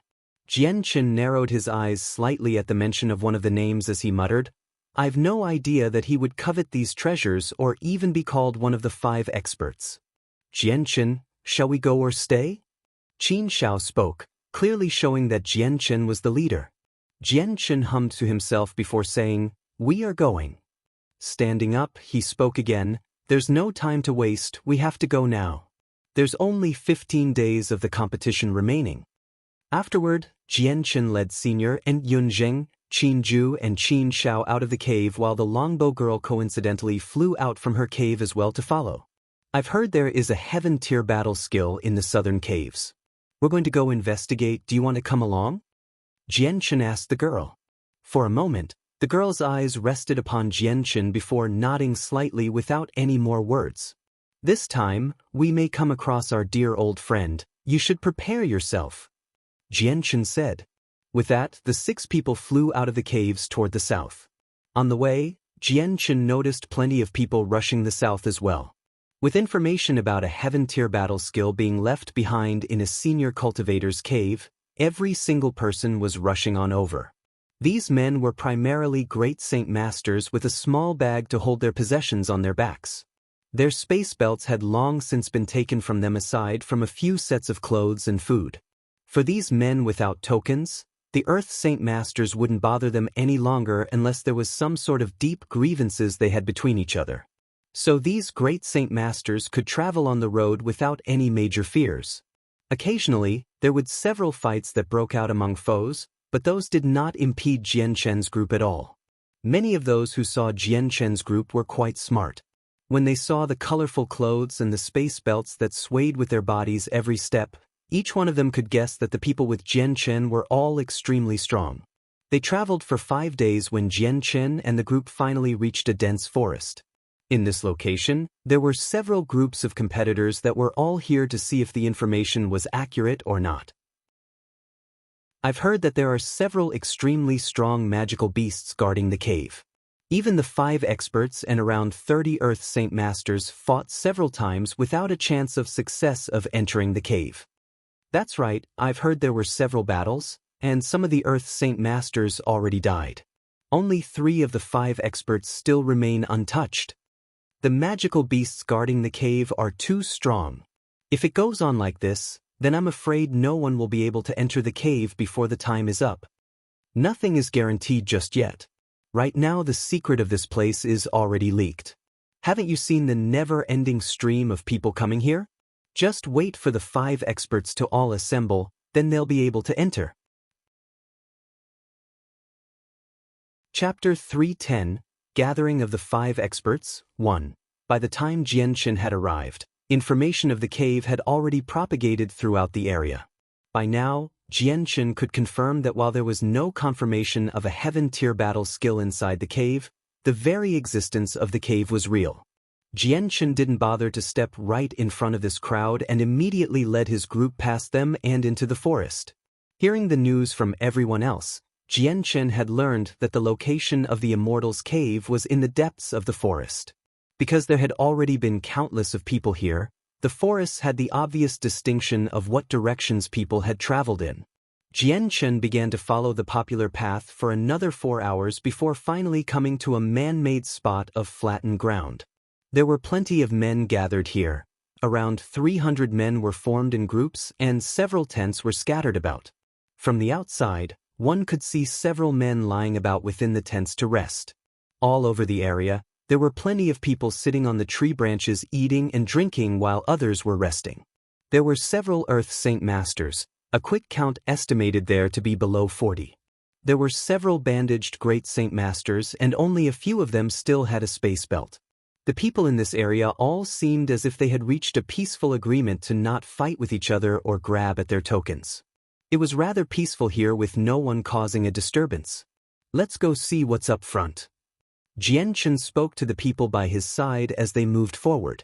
Jian Chen's group had attracted the attention of many people as everyone stared at their brightly dressed group. However, not a single person came to accost them.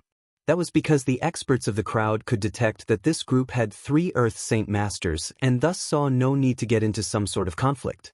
No one in this crowd wanted to offend a group with 3 Earth Saint Masters for no reason. Jian Chen and the group of 5 continued on when all of a sudden, they heard the animalistic sounds of a magical beast. Straight after the sound, an insanely strong amount of energy rippled through the air and caused the entire earth to tremble. The countless trees up ahead of Jian Chen could be seen slightly uprooting from the ground thanks to the energy before flying straight into the air. Ahead of them, several shadows of gargantuan beasts could be seen flying at full speed toward them with a heavy presence that made it difficult to breathe. Jian Chen's expression turned dark as he held out his hand to the people behind him. "Get back, now." Without hesitation, the group flew backward in an attempt to return to the forest where the flat clearing was. Just as Jian Chen and his group ran back to the clearing, a group of tattered men followed behind Jian Chen from the direction of the magical beasts. There was a total of 12 men. Among the group, there was a 28-year-old youth that was similar to Ming Dong in age. This youth wore blue robes and carried a 2-meter-long fire-like sword that towered over his head. There were another 4 30-year-old men with rather handsome appearances. The rest were all 40 years old around with determined looks on their faces. Within this group, there were some people with blood dripping down their lips and had pale faces due to their injuries. This group of people had attracted the attention of everyone there. As 300 pairs of eyes landed on this group, everyone began to chatter among themselves. It seems this group lost again. AI, the guardians to the cave are too strong. Just how could the guardian magical beasts to the immortal cave be that easy to deal with? Without the 5 experts along with every single Earth Saint Masters combined together to deal with these magical beasts, then we would only just be wasting our energy.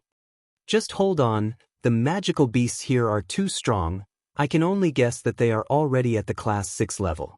Only the combined power of the 5 experts would be enough to fight these magical beasts. How unfortunate. The 5 experts are all Earth Saint Masters. If we had a Heaven Saint Master, then entering the cave would have been easy. Seeing the youth with a long sword on his back, the girl's eyes gained a dangerous gleam as she spoke. "That's a ruler armament." Jian Chen grew surprised as his eyes zoomed in on the fire sword on the youth's back before gradually turning serious. He was well familiar with a ruler armament now and knew that they originated from the remnants of a saint ruler's saint weapon. The remaining amount of energy within the weapons was enough to make a Heaven Saint Master shudder. However, a ruler's armament wasn't something anyone could use to their full extent. An Earth Saint Master was only able to use 1 or 2 parts of the ruler armament, but despite that, the power was still terrifying. As if remembering this fact, Jian Chen thought back to the fire sword as it gave off a bright red light that was strong enough to cause the seal of Treasure Mountain from Shi Xiangran to be sent flying back. That one battle between Shi Xiangran and this person had attracted the eyes of many people, but Jian Chen had never found out the conclusion to that fight. Could it be that this youth was the one that fought against Shi Xiangran? Jian Chen thought. The other dozen men walked back into their tents to rest, slowly disappearing from everyone's sight. The magical beasts up front are too strong. We'll have to wait for a moment longer and wait for more people to come before we can try again, Jian Chen said. Afterward, the 6 people all grabbed a tent from their space belts and began to set it up in a small circle close by. Hey you there? Who gave you and your group permission to set up camp here? Hurry up and tear them down, hurry up and take them down. A 30-year-old man came into view and stared angrily at Jian Chen and the other 5. This man was rather skinny and wore a white robe. There was an arrogant look on his face which also had a single 3-claw scratch on it. Everyone turned to look at the noise as many of them began to smile at the misfortune of the group. This group surely doesn't know the rules of this place. Could it be that they didn't see how many people were afraid of setting up tents here? They were right to not do so. If everyone were to be able to set up their tents, then there wouldn't be any spot to have a tent at all. A man muttered as he drank from his wine gourd on a tree branch. They must be newcomers to this place and don't know the rules. AI, just why aren't they a bit smart? Did they not see how many people there are here but only a few tents? This isn't a place that just anyone could have a tent. Another man spoke up from his tree branch. The white-robed man immediately walked up to where Jian Chen's group was. The moment he saw that Jian Chen had no intention on tearing down their tents, his face distorted in anger as he shouted, "Did you not hear me? I said to tear your tents down now." The man then kicked apart Qin Ju's tent before stomping toward Jian Chen's tent.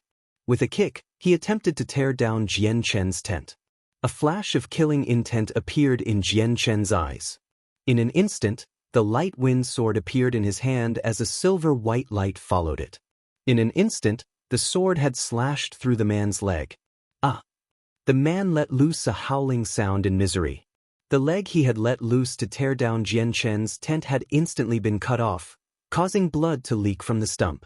Reabsorbing the sword, Jian Chen kicked the man's chest, causing him to fly 10 meters away into the air before falling to the ground and tumbling several steps violently. The fortitude of the man was evidently very weak as he began to scream out in pain continuously in a suffering manner. Those who had been watching with interest at first all stared at the 20-year-old youth with disbelief now. At this sight, the power displayed had been far more than what they had imagined. A purple-robed man with a resolute expression immediately came into the tent ground. He was one of the dozen men that had come back from the forest. When he saw the amputated leg of the man who was screaming on the ground, an unknown flash of light appeared in his eyes as he stared around the campgrounds. What happened here? The purple-robed man's voice was especially calm, making it seem as if he was only inquiring about the matter. At this moment, several of the tents opened up simultaneously. The men that appeared from the tents were all from the party that had ventured into the forest and were brought to the scene due to the screaming man. "Jia Caxi, who's the one that hurt you?" A horrified voice could be heard as a scarred middle-aged man came running forth like an arrow to the man with a furious face. "Big brother, it was him. He cut off my leg, my leg. My leg. Brother, you must help me kill him." The man pointed at Jian Chen with a furious look. The unbearable pain had already caused his face to distort. The scarred man looked at Jian Chen before standing up slowly. A 3-meter-long red spear appeared in his hands before quickly running toward Jian Chen without a single word. The spear danced with a fiery red glow as it flew toward Jian Chen. Jian Chen gained a cold look in his eyes as the light wind sword smashed against the spear. The collision caused a large shockwave of energy to fly out, crushing the surrounding 10 meters of vegetation into the ground. The people watching all retreated back several steps in order to allow the two people to settle their dispute. Chapter 311. Gathering of the 5 Experts. 2. Jian Chen's sword struck out immediately as it left behind a single mirror image. Slowly, the mirror image turned into a dense net of mirror images that enshrouded the enemy. Several metallic clangs could be heard as the weapons struck against each other in a continuous motion, the energy scattering around the area and leaving a mess. This youth is quite strong if he's able to fight Jigu to a standstill. The fire sword-wielding youth muttered under his breath with some shock. This youth is quite complex to be able to fight Jigu on a scale like this without being put at a disadvantage. Geniuses are too scary. When he grows older, he will definitely be a person of major influence and power. "My lord, should we go rope him into our grace?" The purple-robed man asked the fire sword-wielding youth. The sword-wielder looked on with a flash of killing intent. With his strength, he'll definitely try to fight for the #1 spot in the gathering of the mercenaries. He is a rival.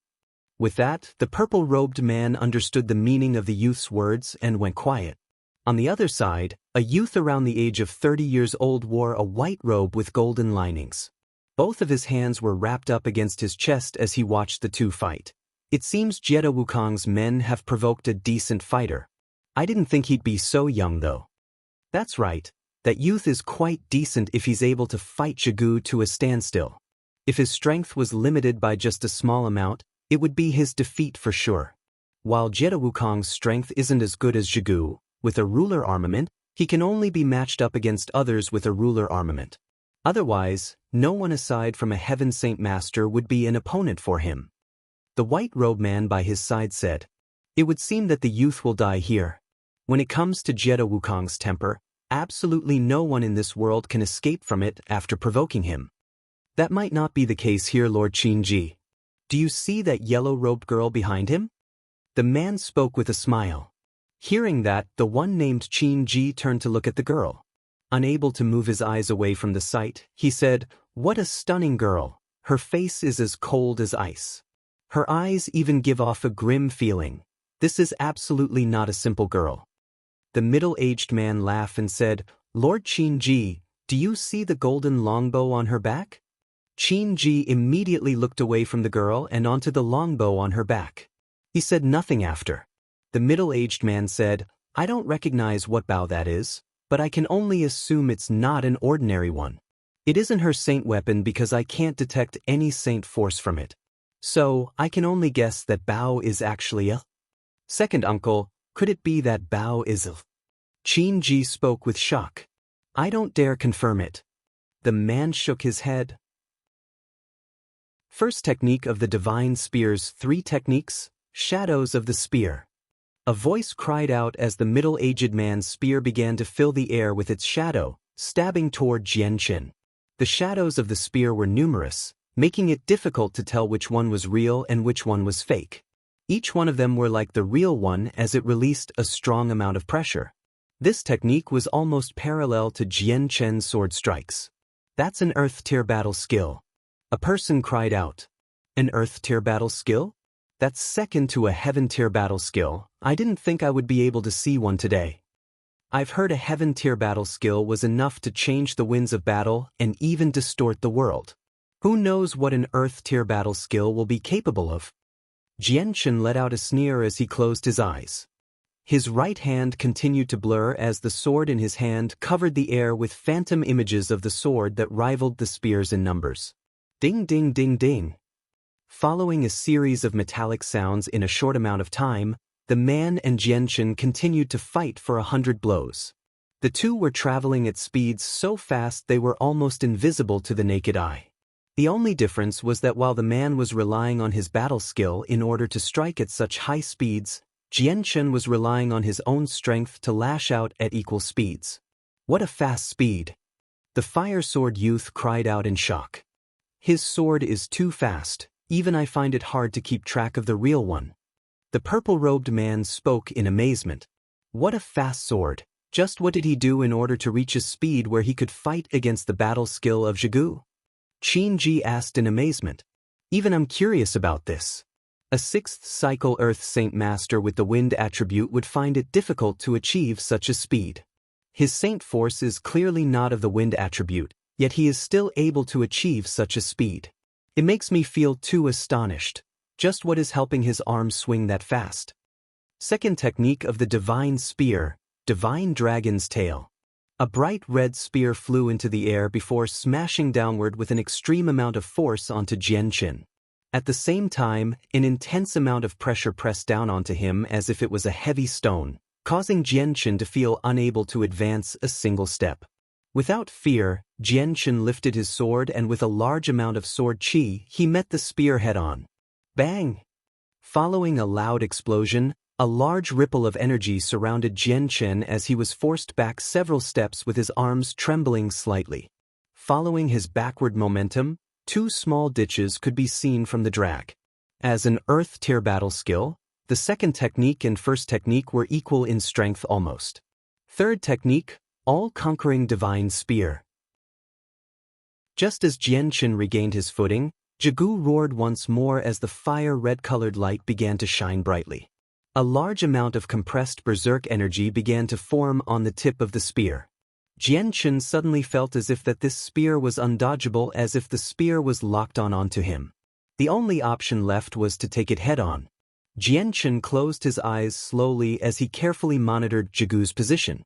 At this moment, his spirit and the light wind sword in his hand established a deep connection that caused the sword to grow colder as a bright amount of sword chi burst out.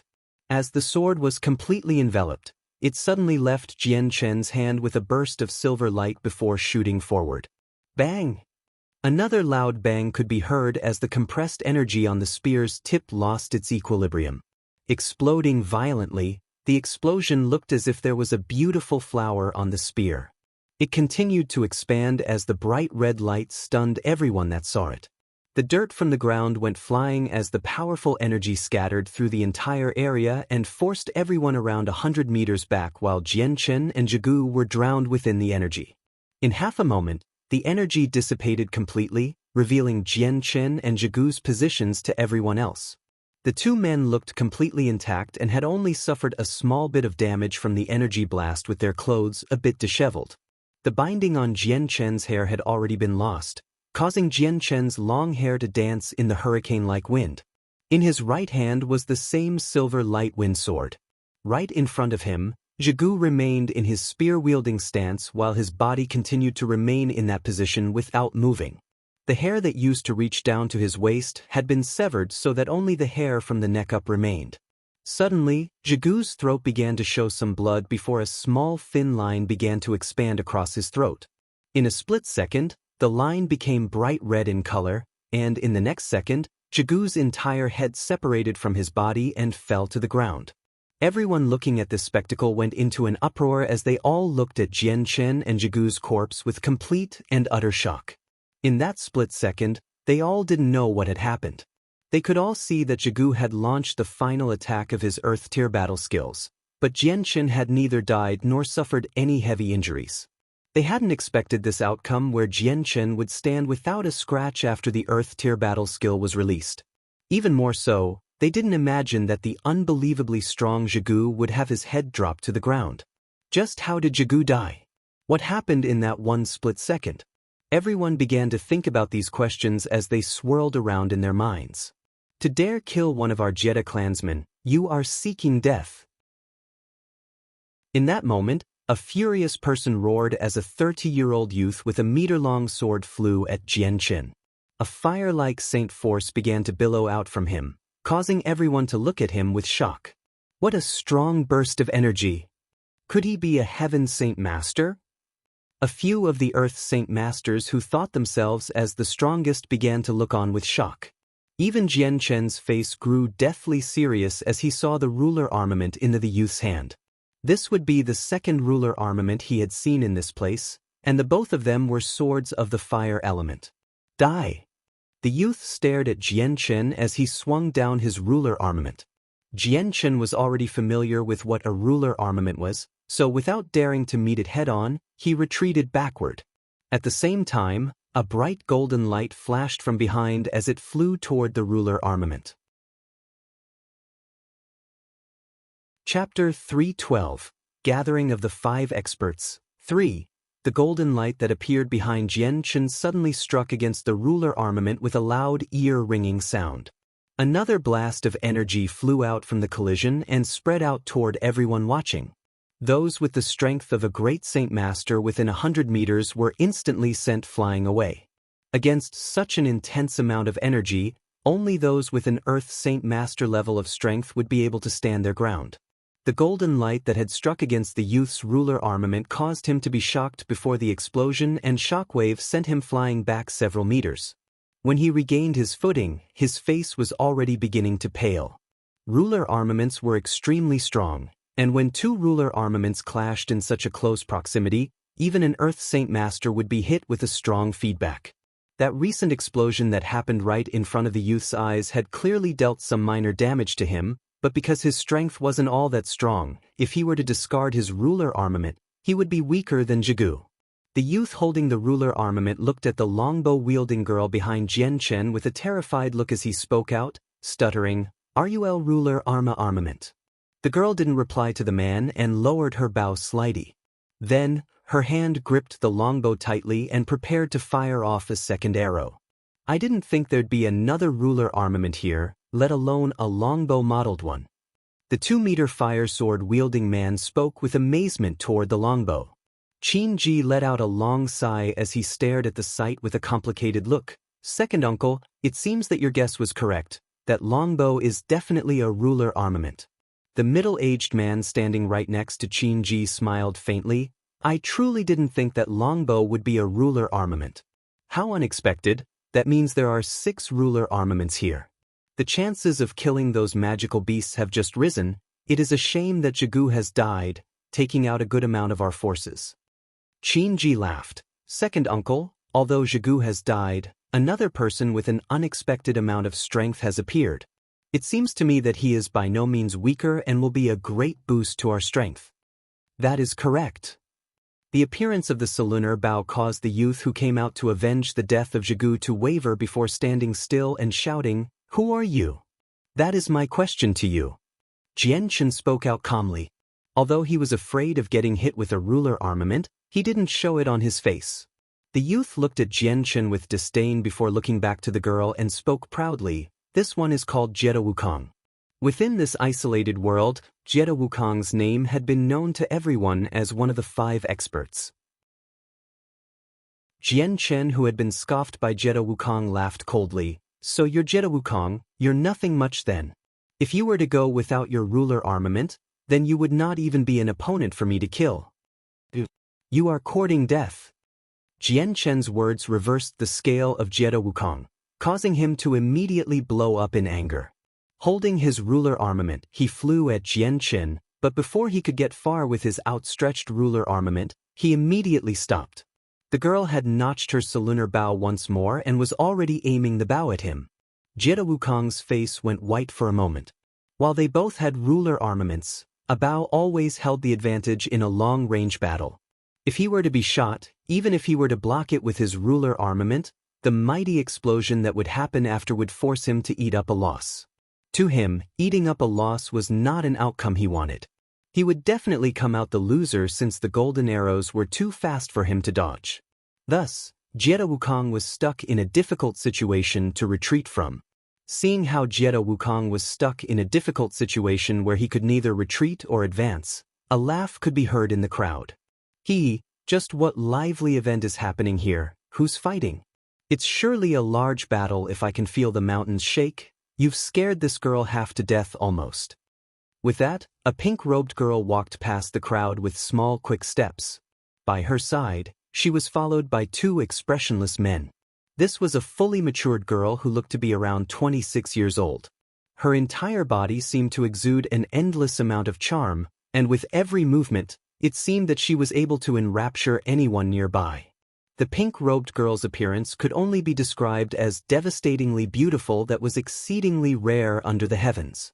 With her charm exuding from her body, she was as deadly as the yellow-robed girl in terms of beauty and killing intent, giving everyone else the feeling, a desire to conquer her. Haha, this girl comes from the Tianmu clan with the first name Ling. I hope every big brother here looks after me carefully. The pink-robed girl laughed with a crisp sound, almost as if it carried an enchanting spell. Those with a low control of themselves began to feel lost. Tianmu Ling, could she be the Tianmu Ling from the 5 experts? A person cried out in shock. While everyone knew the names of the 5 experts, some of them had never seen what they had looked like before. Everyone looked at Tianmu Ling with a strange look, as they all thought to themselves with some shock. None of them had imagined that Tianmu Ling would be a charming girl, and was at the same time a little unconventional in her attitude. Tianmu Ling slowly looked around herself before seeing the still motionless figure of Jetta Wukong and laughed. This younger brother is quite strong. The sword in your hand must be some sort of strange saint weapon to be able to cause this little girl's heart to flutter with such fear. With that, Tianmu Ling took on a scared expression, making herself seem quite pitiful. Jetta Wukong had an embarrassed smile on his face as he tried to use this as a way to escape from the situation. He slowly put down his ruler armament and spoke proudly, "This one is called Jetta Wukong. This saint weapon is the treasure of my Jetta clan. Rumors say that it is the byproduct of the 1st generation and possesses a boundless amount of energy. It is so strong that if a 6th cycle Earth Saint Master were to use this sword, then it would be capable of killing a Heaven Saint Master." Wow, how strong! Tianmu Ling had a look of shock on her face as she put her jade white fingers up to cover her mouth. This type of reaction caused Jiedo Wukong to feel even more proud of himself. Then what might the other big brothers be called? Tianmu Ling looked at everyone else that had some sort of authority within the crowd. This one is Qin Ji. The white and gold-lined robed youth cupped his hands together with a gentle smile. This one is called Dugu Feng. The other man with a 2-meter-long sword made of a fiery red color cupped his hands as well. Wa, Qin Ji, Dugu Feng, and Jiedo Wukong, you three are all men this little girl has heard before.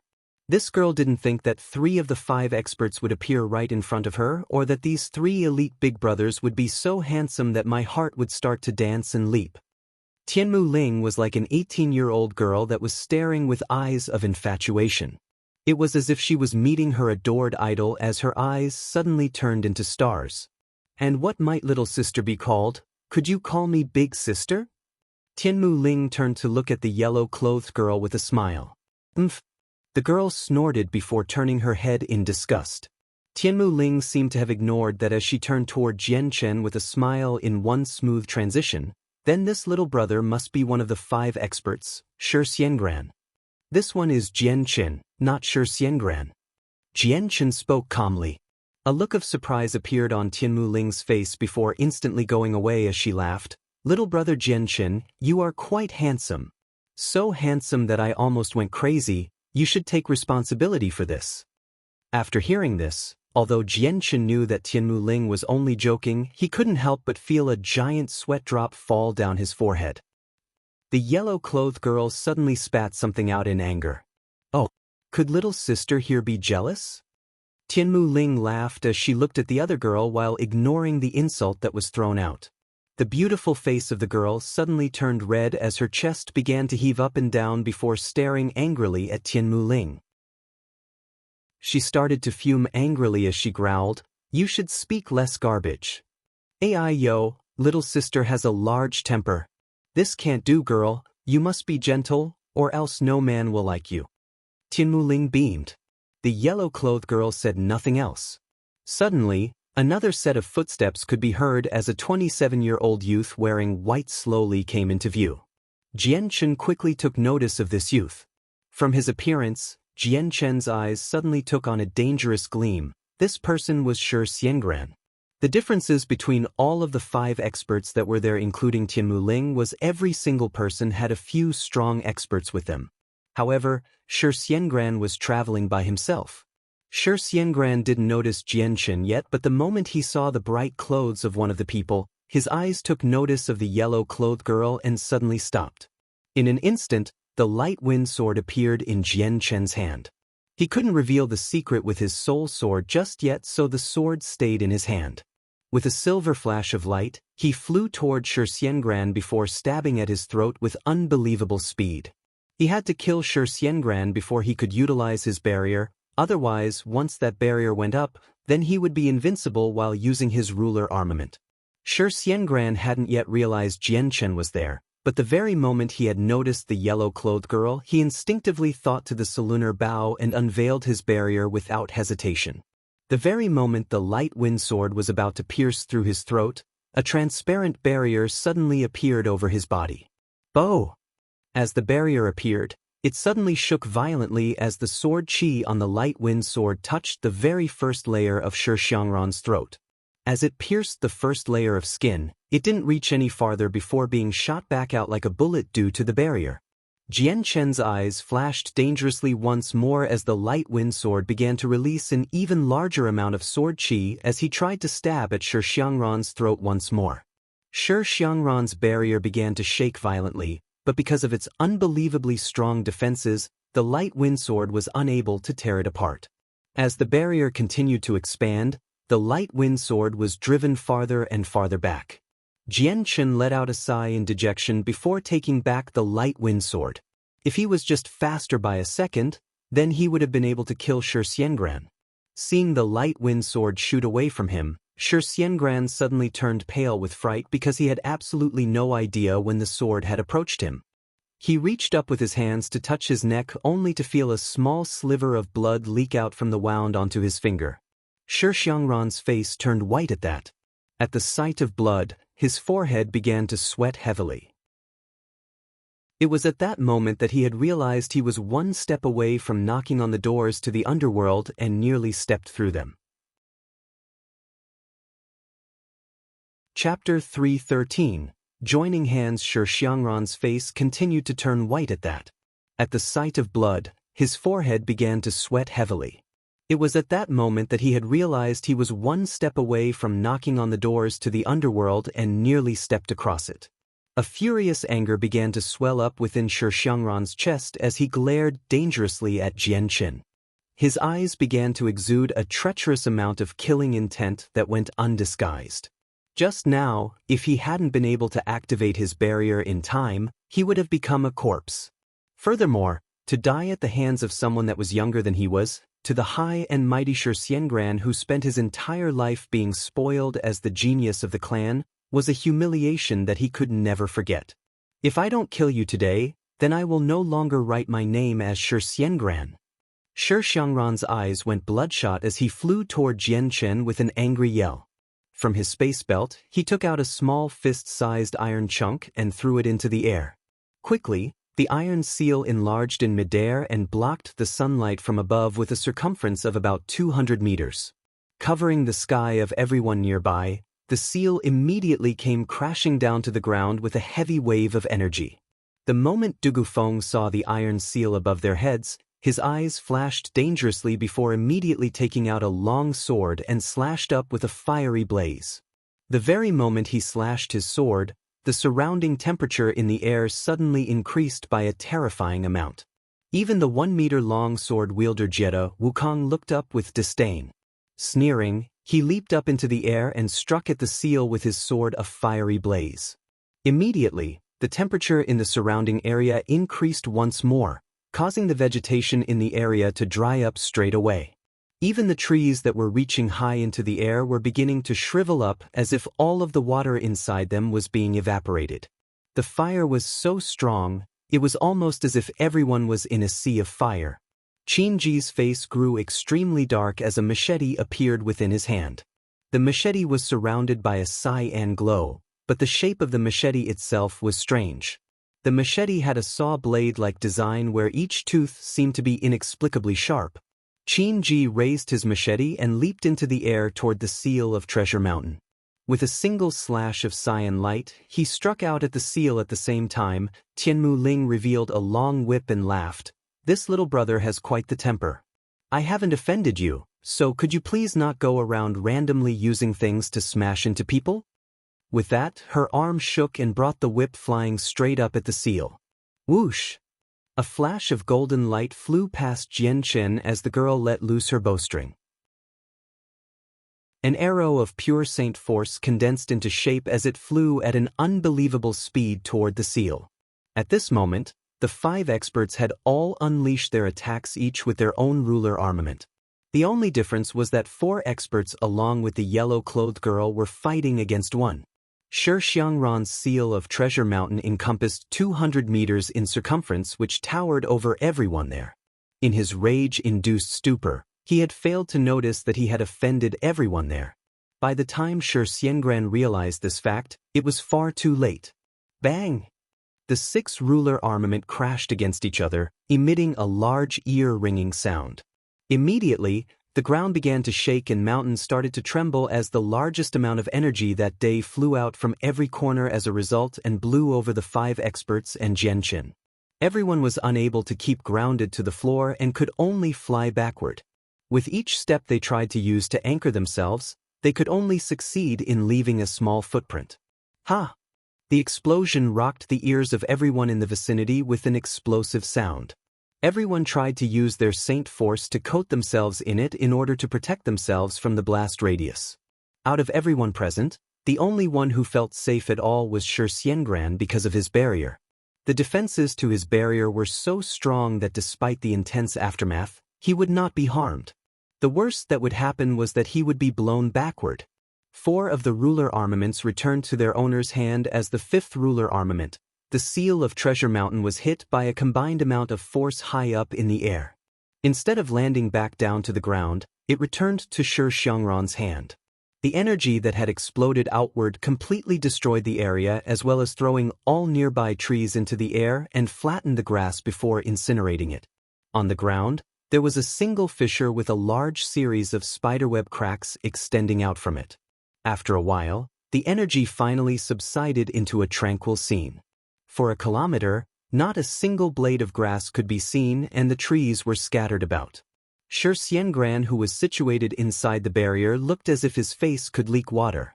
In his heart, he had felt inexplicable resentment. He hadn't thought that in his one single strike, he would somehow offend everyone there.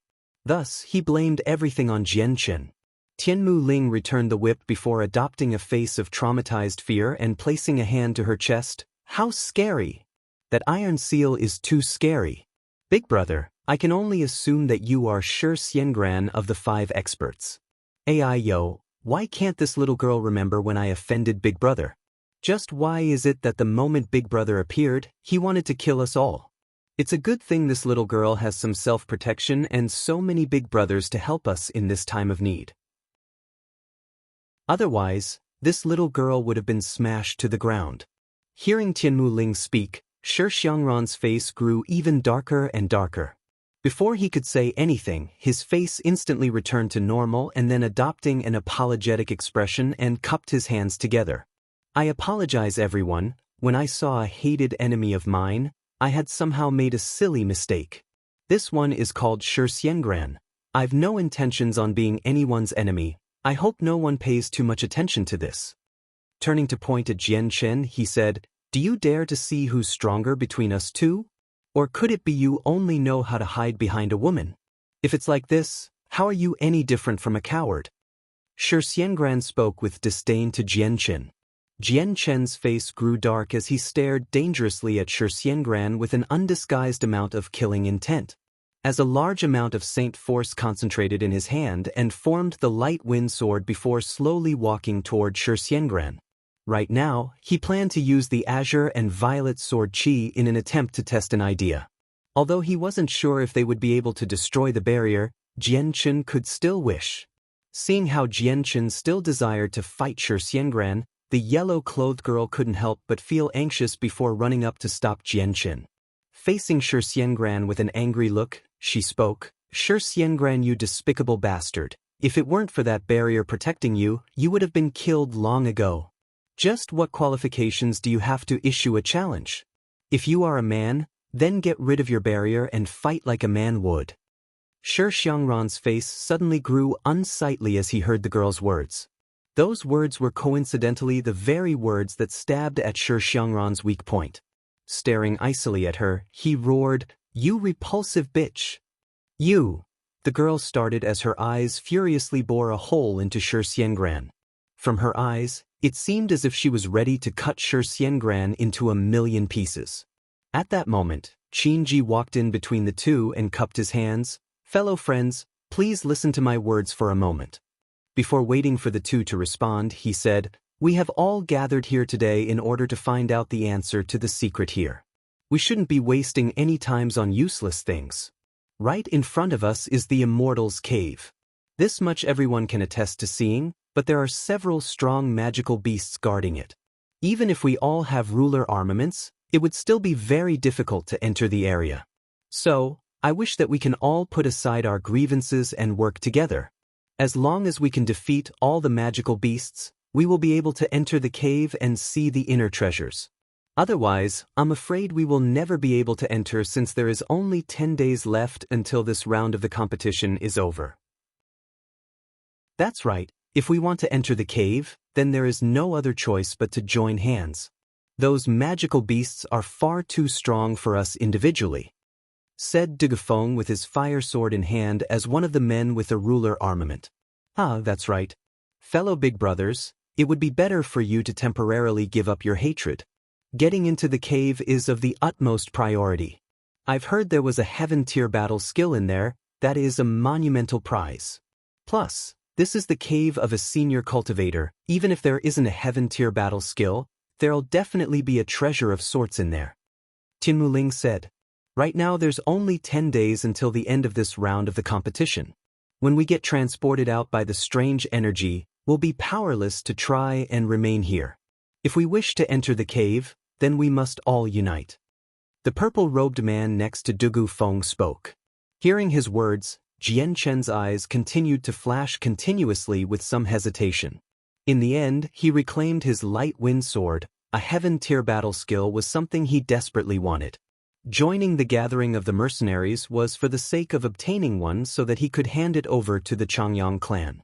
One could imagine that if the Changyang clan were to obtain a heaven-tier battle skill, their strength would improve greatly. If the Changyang clan's strength was to increase to a sufficient amount, then he wouldn't need to hide from the Huayun sect and return to the gentle home that he remembered as well as the kind and loving mother he had. Chapter 314, Division of People. Shi Xiangran sneered as he shot a venomous glare at Jian Chen. "You're lucky, I'll let you go for now." With that, Shi Xiangran returned the seal of Treasure Mountain to his space ring, but the barrier remained activated to protect himself. Jian Chen couldn't help but fire back. "You should stay in that tortoise shell forever. Let's see just how long that will last." For the barrier that a saint ruler paid a heavy price to make be called a tortoise shell, Shi Xiangran's face went ashen as he heard Jian Chen. Upon hearing those words, Qin Ji, Jetta Wukong, Dugu Feng, and Tianmu Ling all began to smile unnaturally. Haha, for someone to say the barrier left behind by a saint ruler's saint force is a tortoise shell, this little girl has lived for some time, but this is the first time I've heard of such a thing. Little brother Jian Chen is far too unique. Tianmu Ling laughed. Well then everyone, there's not much time left. We should plan accordingly now that we have 6 ruler armaments here. We'll definitely be able to destroy those magical beasts and reduce the casualties to an absolute minimum. Qin Ji spoke. By now, the battle was over. That intense amount of energy that had rippled across the area for a kilometer had finally receded and many Earth Saint Masters had already returned.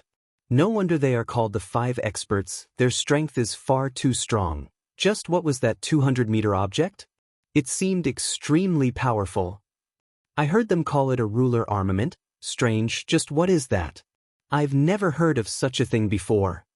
Many of the men there began to chat among themselves in quiet voices with a fear of speaking too loud. There are a total of 4 magical beasts, each one of is a rare species and are individually very strong. It requires 2 of us with a ruler armament in order to fight one of them to a standstill. I can only guess that it would take 3 of us with a ruler armament in order to kill one of the magical beasts. We have 6 ruler armament users, meaning that we can kill 2 of them, the other 2 will have to be dealt with by the others. Qin Ji spoke seriously.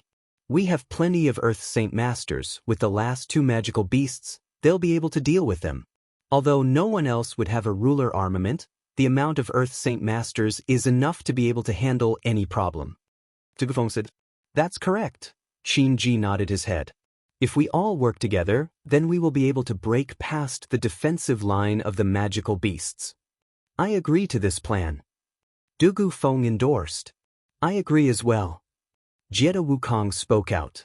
3 of the 5 experts had all agreed while the other 2 remained silent. "Brother Jian Chen, if we may have your opinion." Qin Ji looked toward the yellow-clothed girl and Jian Chen and then the 4 men behind them. With a single glance, he knew that Jian Chen and the girl were both the pillars of their group. "I see no problems." Jian Chen smiled. The girl said nothing and only nodded her head in agreement. Seeing the strongest 2 of the group give their agreement, Qin Ji had a look of excitement on his face. Then, with a look around the area, he spoke in a loud voice. "Everyone, now that the 5 experts have all united to enter the Immortals' Cave, I hope that everyone will stand with us. Our combined strength will be enough to kill the magical beasts, and whoever enters the cave will be able to take their own treasure." As soon as Qin Ji finished his speech, everyone stood up at once and began to cheer loudly. Each one of these men were at least at the Great Saint Master level if not higher. If you are not an Earth Saint Master, then don't throw your life away. We are only inviting Earth Saint Masters to fight with us. Dugu Feng yelled out loud, causing those of the Great Saint Masters to be displeased by this. After this, the Great Saint Masters could only retreat away from the campgrounds, leaving behind around 70 men. Each one of them were Earth Saint Masters with a strong background and a determined face. Good, then let's have everyone here so we can plan things out. I propose that we split up into 4 groups, each one will deal with a single magical beast. Does anyone have any opinions? Qinji spoke. This plan's fine, I agree. I agree as well. Everyone began to ask their questions. Just who will be in which of the 4 divisions? A person asked. Qinji smiled. When it comes to this, I've already a plan. The inner group here has enough people to split into 2 groups of 10. The rest of the 70 men here should split into 2 groups as well. 2 groups of 35 men. Does anyone have any objections? The inner group Qinji had mentioned were all standing right next to him. Some were the 5 experts, including Jian Chen's group. It looked as though the men on the outside had the advantage, but that wasn't it. Those in the inner group were all the strongest individuals, and a few of them could easily fight against 3 other men at their level of strength with ease. Right now we should split our groups then. Qinji looked at Jian Chen and the girl with a smile. Jian Chen, would it be possible for us to be on the same division? Seeing Qinji take the initiative to be friendly, Jian Chen was caught off guard for a moment before recovering himself quickly. If brother Qinji is with us, then it would be our honor. Little brother, you are so handsome. This elder sister wants to be with you. You wouldn't refuse me, would you? Tianmu Ling walked to Jian Chen at a leisurely pace and a huff of air exhaling out of her mouth. Jian Chen laughed with a collected face and calm heart. This one has no objections, but only brother Qinji can accept. I've no objections either. Sister Tianmu Ling is welcome to join. Qinji spoke with a graceful smile toward her. Ah, little sister, you look ill. Could it be you don't want elder sister joining you? Ah, little sister, you don't need to worry. Sister here won't snatch this handsome brother away from you. Tianmu Ling spoke with charm toward the yellow-clothed girl. You should speak less crap. The girl fumed as her eyes stared furiously at the girl as if she could spit fire from them. Ah, little sister has a huge temper. That can't do, little girl. You have to be gentle. Be considerate and men will love you. Like this, you won't have any men that'll treat you right. Tianmu Ling seemed as if she was never angry and constantly laughed. The girl's response was particularly violent as she pulled back the bowstring of her saloner bow and pointed an arrow at her. If you continue to speak like this, don't blame me then. Ah! Tianmu Ling shrieked as she hid behind Jian Chen for protection. With a fearful face, she said, Little sister, your older sister was only just joking. Please don't be so impulsive, otherwise, little brother's life here might be threatened. With a helpless sigh, Jian Chen spoke. Tianmu Ling, it's best if you stop teasing her. She has a bad temper. Ah, little brother's words here are all too correct. Little sister's temper is quite bad. Tianmu Ling laughed sillily but stopped teasing her. The people around them looked on as if they were watching a performance with a small smile on their faces, but no one said anything. Afterward, the 4 divisions were quickly split up. Jian Chen, the yellow-clothed girl, Tianmu Ling, and Qinji were all in one division along with the 2 expressionless men with Tianmu Ling, Qinji's 3 middle-aged companions, Senior and Yun Zheng, Qin Zhu and Qin Xiao. The 2nd division was composed of Jiedo Wukong, Dugu Feng and several men. Only Shi Xiangran was left alone in that group without any companions. While these 2 groups weren't numerous in men, they still had 3 ruler armament users per division and extremely strong men. The 70 Earth Saint Masters were split into 2 divisions of 30, but since each person in both divisions had no experience working with each other, these 2 groups were the weakest of the 4. Everyone should rest up for today so that we will be at the peak of our power. Tomorrow we will set out. With that, everyone began to set up their tents. There was enough room for everyone to set up a tent because of the battle that cleared out a kilometer of land, becoming a flat clearing. As for the great Saint Masters who were denied an invitation to fight, not a single one of them left. Together, they garrisoned themselves farther away in hopes that they could take advantage of the chaos and slip in. Within their own tents, Jian Chen addressed Senior and Yun Zheng, Qin Zhu, and Qin Xiao. Whether or not you wish to follow me or leave, just tell me. However, while the magical beasts are extremely strong, they are not the biggest threat. The biggest threat to us are those fighting with us. On the outside, everyone is fighting for the same purpose to kill those magical beasts, but the moment we enter the Immortals' Cave, our alliance will undoubtedly crumble and fall into a chaotic battle. Jianchen, I've known this already, but my strength is far too weak to help you. Even if I were to go and fight, I wouldn't be able to handle the aftermath from all of the explosions created from the battle. So I'll wait outside for you all. Qin Xiao spoke with no hesitation and spoke of his plan. Qin Zhao's withdrawal was something that Jianchen had expected. Even if Qin Xiao were to enter, Jianchen wouldn't be able to protect him. What about you three? Jianchen asked the other three. I'll stay behind. Qin Zhu spoke out loud. Senior and Yunjing both gave each other a look before hesitating. Senior and then spoke up, Brother Jianchen, I'll enter with you. Although our strength isn't on par with yours, our strength is still quite decent. Then I'll follow you in. Yunjing said.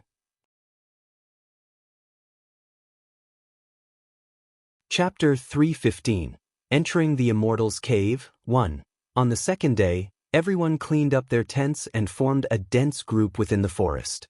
Shi Xiangran was afraid of Jianchen's initial strike that he had delivered, causing him to keep up his barrier without the slightest intention of dropping it. Standing on the road, Qin Ji spoke to the others. There are only 4 magical beasts guarding the Immortals' Cave. The names of each of these strong magical beasts is the Flying Spirit Snake, Amethyst Thunder Lion, Albino Earthworm, and the Pangolin Emperor.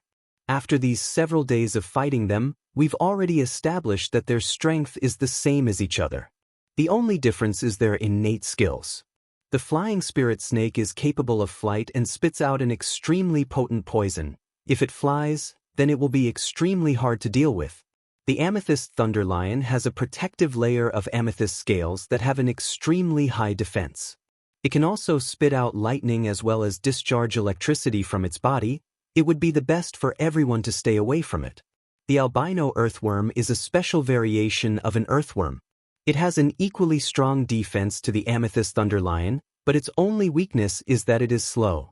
For anyone with an wind attribute Saint Force, they will find the Albino Earthworm easier to manage than the other 3. The last one is the Pangolin Emperor and the biggest headache. Its attack strength isn't as strong as the other 3, but the most annoying trait about it is that it is especially fast. In a single moment, it can drill deep into the earth to evade our attacks and then strike out from underneath. It is completely silent when it is in the earth and leaves behind no trace. It can attack from underneath one's foot at any time, and while it is the weakest in terms of attacks, its attacks are generally unblockable. At the mention of the Pangolin Emperor, Qin Ji's eyes narrowed angrily. Clearly, he had eaten up a heavy loss from it already. Qin Ji, which magical beast do you think we should take on? Jianchen asked from the side. Does it need to be said? Of course we want the Flying Spirit Snake. We have 3 ruler armaments, and one of them is a longbow model. If the Flying Spirit Snake were to take to the skies, then we could shoot it down. We also have a whip that can tether and restrict the snake's mobility. At the very least, we could prevent it from taking to the skies. The 2 weapons are the bane of the Flying Spirit Snake. Qin Ji spoke with no hesitation. Jianchen thought for a moment before nodding his head in agreement. Yes, then the Flying Spirit Snake poses less of a threat to use than the other magical beasts. Let's take it. Hearing Qin Ji speak, the seated Dugu Feng spoke up. The albino's earthworm has extremely strong defenses and has a lot of strength as well.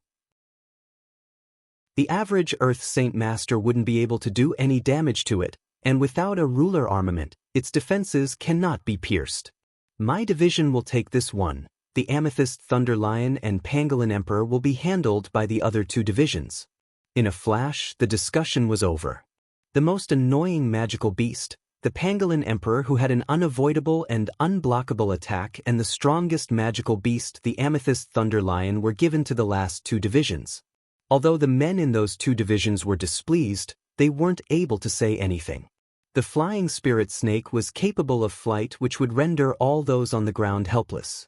It would also be able to strike at the men on the ground with its poison, so this magical beast was best suited for the group with the longbow and whip user. As for the albino earthworm, many men were of the same mind of as well. As were all magical beasts that held the character for dragon in their name, the defenses of the albino earthworm were as strong as Dugu Feng had said. The average Earth Saint Master would be incapable of doing harm to its body, and since it also had an extremely high defense, it was only fair that 3 ruler armaments were needed to harm and kill it. Although the Pangolin Emperor and Amethyst Thunder Lion were both hard to deal with, the remaining 2 divisions were strong in their own right and had many people. With at least 30 Earth Saint Masters against a single magical beast, the problem shouldn't be that big.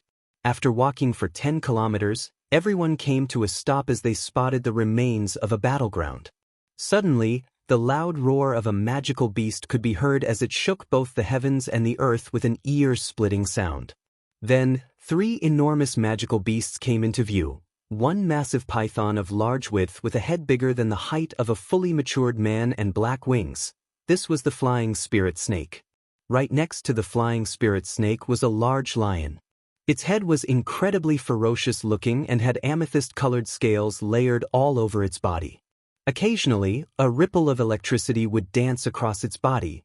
This was the Amethyst Thunder Lion. To the side of Amethyst Thunder Lion was a gecko-like magical beast that was a meter tall and 10 meters long. 4 stumpy legs held it up from the ground and its body was completely covered by brown-colored scales. As these 3 magical beasts appeared, a strong presence could suddenly be felt, pressing against everyone's chest as if there were a heavy stone there, making it difficult to move. Together now, the Pangolin Emperor might still be underground, so be careful. Dugu Feng said as he held up his flame sword and charged toward the albino earthworm. Following straight behind, Shi Xiangran and Jetta Wukong and their group charged with their weapons out. At that moment, aside from the Pangolin Emperor, the other 3 magical beasts began to take action. Whoosh! With a flash of golden light, the yellow-clothed girl shot an arrow from her solunar bow toward the flying spirit snake. Bang! The arrow collided against the flying spirit snake with an explosive sound. The snake's entire body began to spasm for a moment before settling once more. On its giant body, a single bloody hole could be seen. With an enormous hissing sound that stung the ears, the snake flew toward the yellow-clothed girl. Qin Ji raised his machete and roared, "Use the whip to bind its body." Tianmu Ling flew forward with a serious expression. In an instant, the whip in her hands blurred as it flew toward the snake's body. While in midair, the whip began to extend before becoming a 100-meter-long cord that wrapped around the 2 wings and bound it shut, preventing it from flying. Forward! Qin Ji roared. With his ruler armament in the air, he and 3 other men flew at the flying spirit snake. At the same time, Jian Chen's body blurred away as he flew at the flying spirit snake as well with his light wind sword. Senior In and Yunjing both followed close behind Jian Chen. Bang! An explosive sound and a billow of energy pulsed out like an ocean of energy. The surrounding area quickly went to ruins as the 3 other divisions began to fight as well. Chapter 316. Entering the Immortal's Cave, 2. As the battle continued on for some time, a cry filled with pain could be heard on the battlefield as a middle-aged man was bitten from the waist down by a creature whose head looked like a mouse, dragging him down beneath the ground. That's the Pangolin Emperor. The Pangolin Emperor is here, everyone be careful of the ground. As soon as everyone heard the yell, they all stared intently at the ground. At that moment, right in front of the group, a large golden-colored rat-like beast flew up from the ground with the upper half of a man in its mouth. Be careful, the Pangolin Emperor is here. Hurry up and attack it, don't let it escape into the ground. As soon as the Pangolin Emperor appeared, everyone began to shout out loud as they charged at the Pangolin Emperor. The Pangolin Emperor was extremely fast and immediately flew back into the ground after swallowing the body in its mouth. Even when 3 saint weapons slashed at its body, only sparks could be seen. The Pangolin Emperor was a scaled magical beast with golden scales all over its body. Despite its defenses not being as strong as the albino earthworm, it was still stronger than what the average Earth Saint Master could damage. An incredibly sharp spike arose from the ground and instantly speared through the hip of a man before he could even react. The man cried out in a shrill voice before thrusting his fire attribute saint weapon into the ground in hopes of exposing the Pangolin Emperor from its subterranean hiding spot. All that he hit was earth, as the Pangolin Emperor had already moved on from the area. An intense purple light flashed as the entire world shook all of a sudden. By the side, the amethyst thunder lion shot out a blue spear of lightning that arced toward the closest person, burning his body black, which caused him to fall to the ground. Several men struck out at the lion immediately with their saint weapons, creating a clanking sound as they smashed against its scales with some sparks and blood. Although the amethyst thunder lion's defenses weren't all too weak, it wasn't capable of defending against a barrage of blows without taking some damage. An angry roar was emitted from the lion's mouth as it swiped its sharp claws at the surrounding people attacking it. Another arc of lightning was spat out from the lion's mouth and struck the closest person without giving him a chance to dodge. In that instant, 10 of the 30 Earth Saint Masters that had attacked the Amethyst Thunder Lion had been shocked by the lightning and fell to the floor with charcoal black bodies. Another 3 men were torn apart by the lion's claws, dying instantly and injuring several others. The power of an Amethyst Thunder Lion was incredibly strong, and so those fighting against the lion would suffer the most casualties. On the other side, the groups fighting the flying spirit snake and the albino earthworm were having an easy time. The 2 divisions both had 3 ruler armament user and were strong in their own right, making it hard for their group to suffer any casualties. Qin-ji brought up his ruler armament and swung it down onto the albino earthworm, easily cutting past the scales on its body and bringing a decent amount of damage to it. In a short moment, the entire body of the albino earthworm was dyed bright red with its blood. The flying spirit snake wasn't much stronger than the albino earthworm, especially with its wings restricted by Tianmu Ling's whip. Although she wasn't displaying the full might of her ruler armament, it was still enough to contend against the flying spirit snake. In the end, the snake's strength while bound up was far less than before, which impacted it majorly, so only around 60% of its full power could be displayed. Qin-ji's ruler armament struck against the body of the flying spirit snake and left behind a deep 1-meter-long gash, causing it to cry out. The yellow-clothed girl stood far away and shot arrow after arrow from her longbow. Each golden arrow flew toward the head of snake. With a violent hissing sound, the snake began to sway its head side to side as blood dripped down. Jian Chen and the other men began to fly at the snake with their saint weapons ready to attack. On its head, each person swung down to deliver a heavy stroke. Despite each magical beast being quite strong, the humans attacking them at the same time was far too much. Each man was an Earth Saint Master at the least, and taking a hit from them was taxing on their strength. As for the flying spirit snake and the albino earthworm, taking on 3 ruler armaments, each brought about even more damage than what the Amethyst Thunder Lion had caused. As of right now, only the Pangolin Emperor had an advantage over the other side and was in good condition. The flying spirit snake continued to struggle fiercely against the bindings, but to no avail. The wounds on its body was growing more and more severe and its temper even more violent as it continued to be injured. Tianmu Ling's face grew serious as she bit her lower lip and concentrated while sweat pooled over her forehead. At the moment, she was completely focused on constraining the wings of the flying spirit snake. Suddenly, the flying spirit snake let out a loud hiss as a large amount of corrosive acid shot from its mouth, headed in every direction. The very moment the poison landed on a person, the clothes and flesh of the area it landed on immediately melted away. The poison is too corrosive, it can penetrate through Saint Force, and in 2 hours it can kill even an Earth Saint Master. Retreat! Qin-ji commanded as the 3 men and senior in quickly retreated back with him to escape from the poison.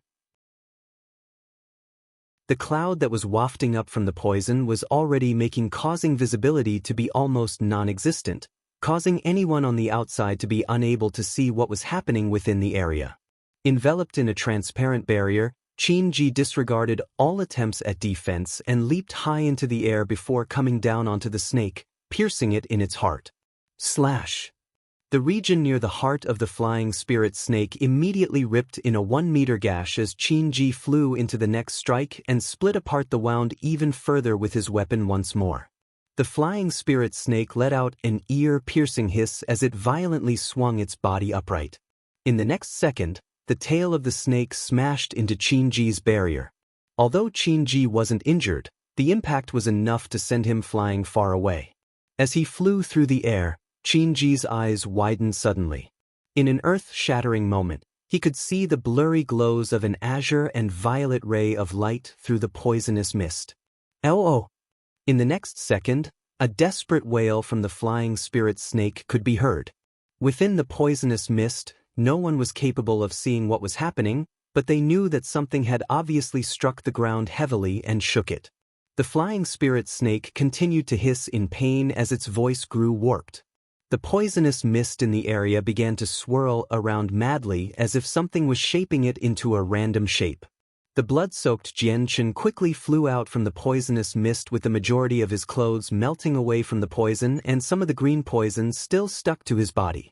Only the yellow-clothed girl was standing in front of him, and since there was a layer of poisonous mist covering his body, no one else was able to see Jianchen. Jianchen immediately took out a new set of clothes and quickly cleaned off the rest of the snake's poison before putting on the new set. Just like he was still in yesterday's clothes, Jianchen flew around the poisonous mist with a smile to regroup with the rest. At that moment, the previously spasming flying spirit snake finally stilled as the poisonous mist dispersed as well, allowing everyone to see what happened within. The moment everyone could see, their faces went still with shock and amazement. Even Qinji was no different from the rest. The entire body of the flying spirit snake was on the ground, but the area where its heart was had been completely bisected away from the rest of its body. Blood splurted out from the wound in large amounts from its head-sized heart, which was also cut into 2 pieces. The flying spirit snake lay on the ground still alive, but it was not too far away from death, and the monster core had already disappeared from its body without a trace. Qinji couldn't help but think back to when he saw the blurry azure and violet glow. He had felt a great change overcome Jianchen, but he didn't say anything as he felt doubt and confusion cloud his heart. Just then, the albino earthworm let out a terrible sound as well before collapsing to the ground with Shi Xiangran's seal of Treasure Mountain smashed on top of its head. Even its entire body had been smashed several times with the seal to make for a serious injury. Both the flying spirit snake and the albino earthworm were dead now. Only 2 remained. One was the amethyst thunder lion, which was prancing about. Despite the wounds on its body, they was nowhere near anything life-threatening. Its strength was far superior to those in its grade because of its innate skill and rarity. Even an Earth Saint Master could only hope to do a sliver of damage to it. The pangolin emperor was the most healthy one.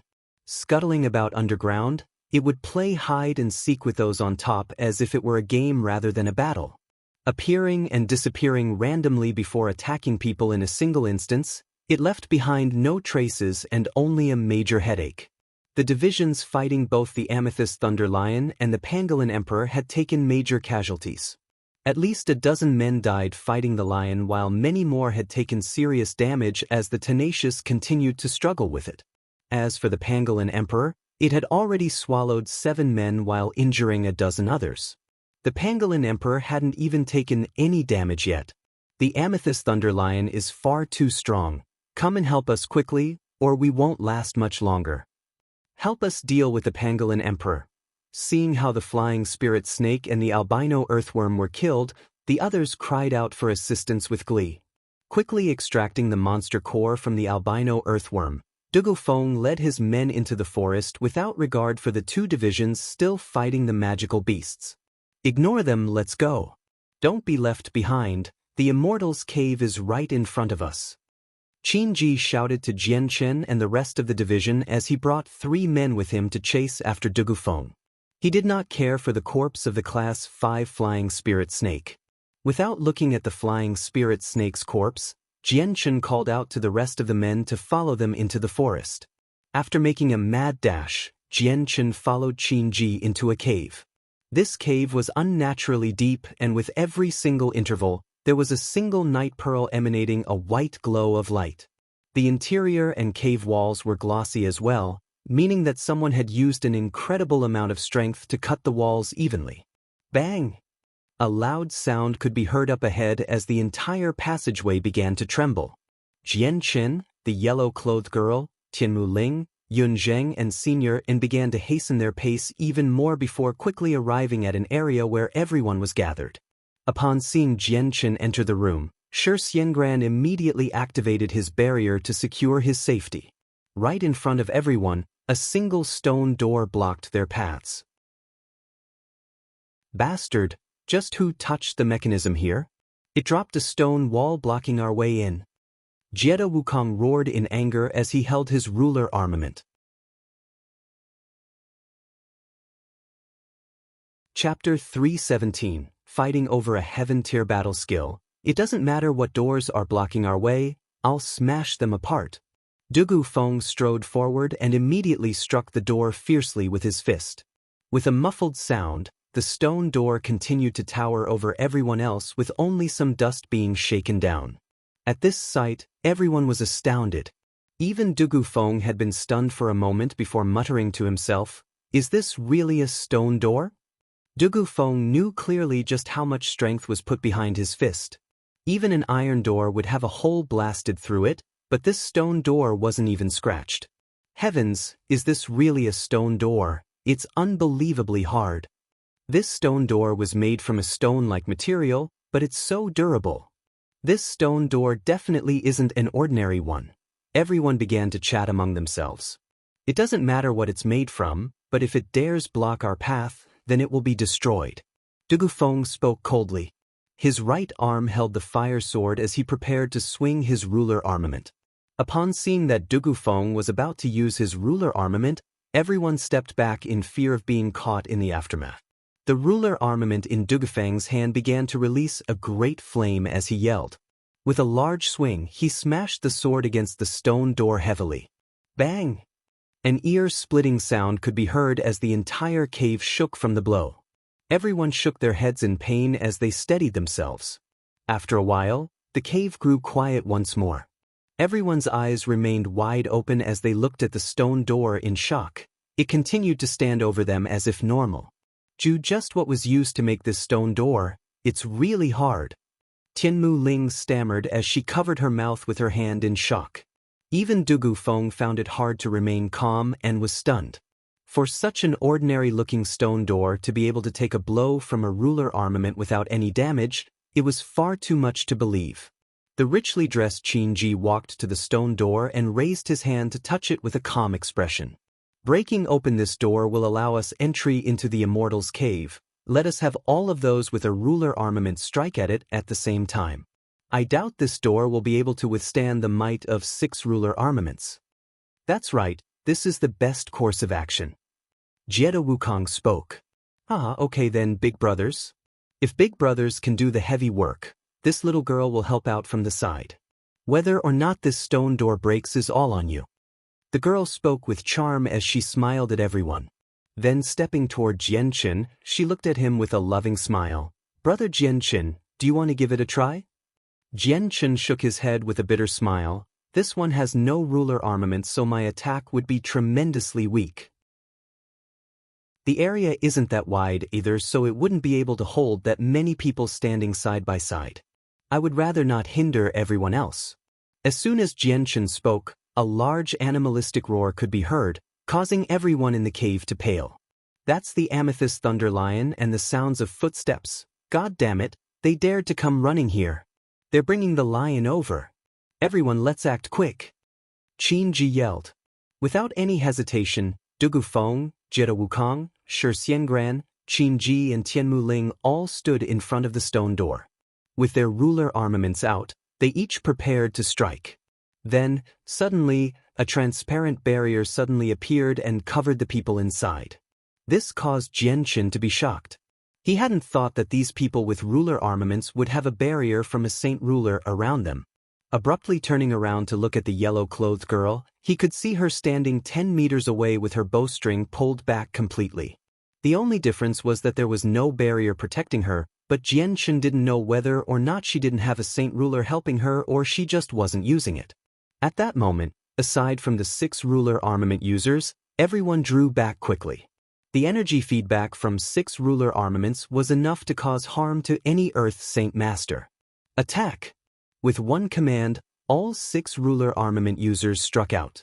An arrow flew ahead of the other attacks and collided into the stone door, along with the fist-sized seal of Treasure Mountain, while the others smashed against the door in coordination. Bang! A loud sound could be heard as a large shockwave of energy exploded outward at an alarming speed, washing over everyone while the cave itself began to shake almost as if it was on the verge of collapsing in on itself. Jian Chen and the other Earth Saint Masters stuck close to the walls of the cave as a way to keep themselves rooted to the ground. At the same time, they used their Saint Force to enforce their bodies as a secondary form of defense. Half a breath later, the shockwave receded to a calm as the 6 ruler armament users each were dragged back 10 meters. The barriers had protected them from any harm, while only the yellow-clothed girl was quite pale in the face. Upon looking at the stone door, there were several cracks, but it was still not broken. Everyone let out a shocked gasp. The stone door was far stronger than what anyone had imagined. They didn't think that even 6 ruler armaments wouldn't be enough for them to shatter a stone door. What everyone could rejoice about was the durability of the Immortal's Cave. Even after such a heavy blow, it still had not collapsed. Again! Jiedo Wukong yelled out.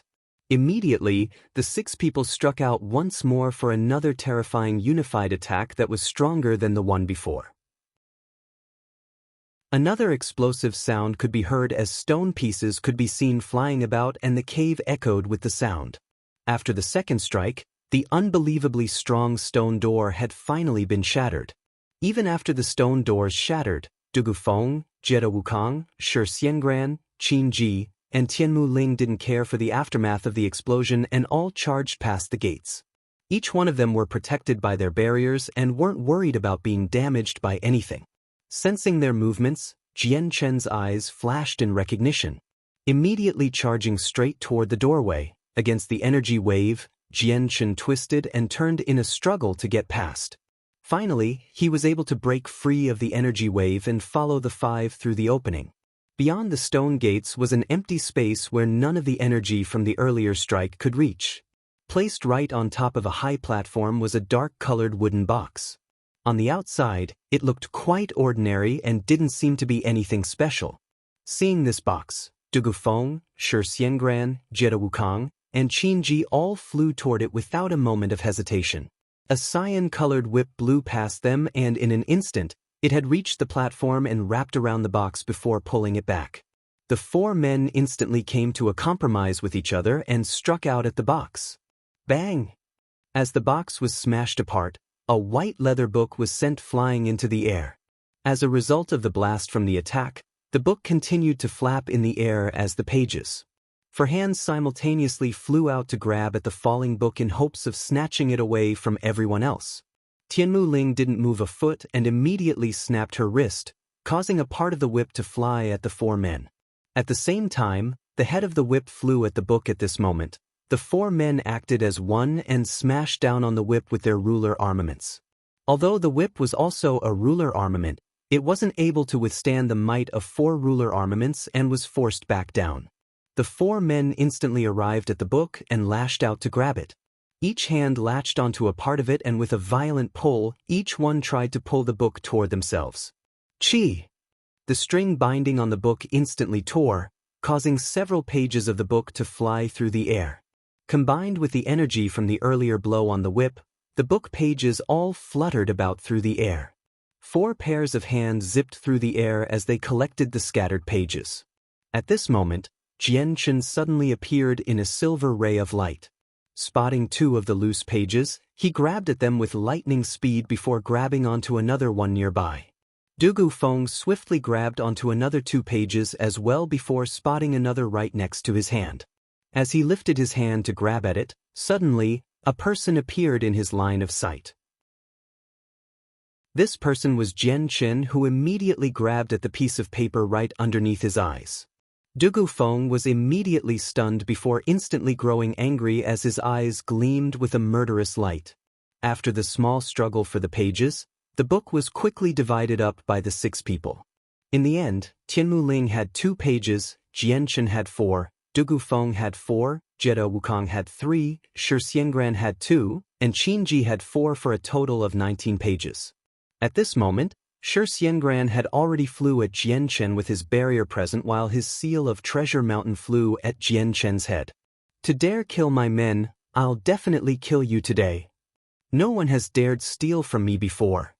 At that moment, Jetta Wukong and Dugu Feng flew at Jianchen with their ruler armaments out and ready to kill him. Qin Ji and Tianmu Ling had no plans on helping out either side.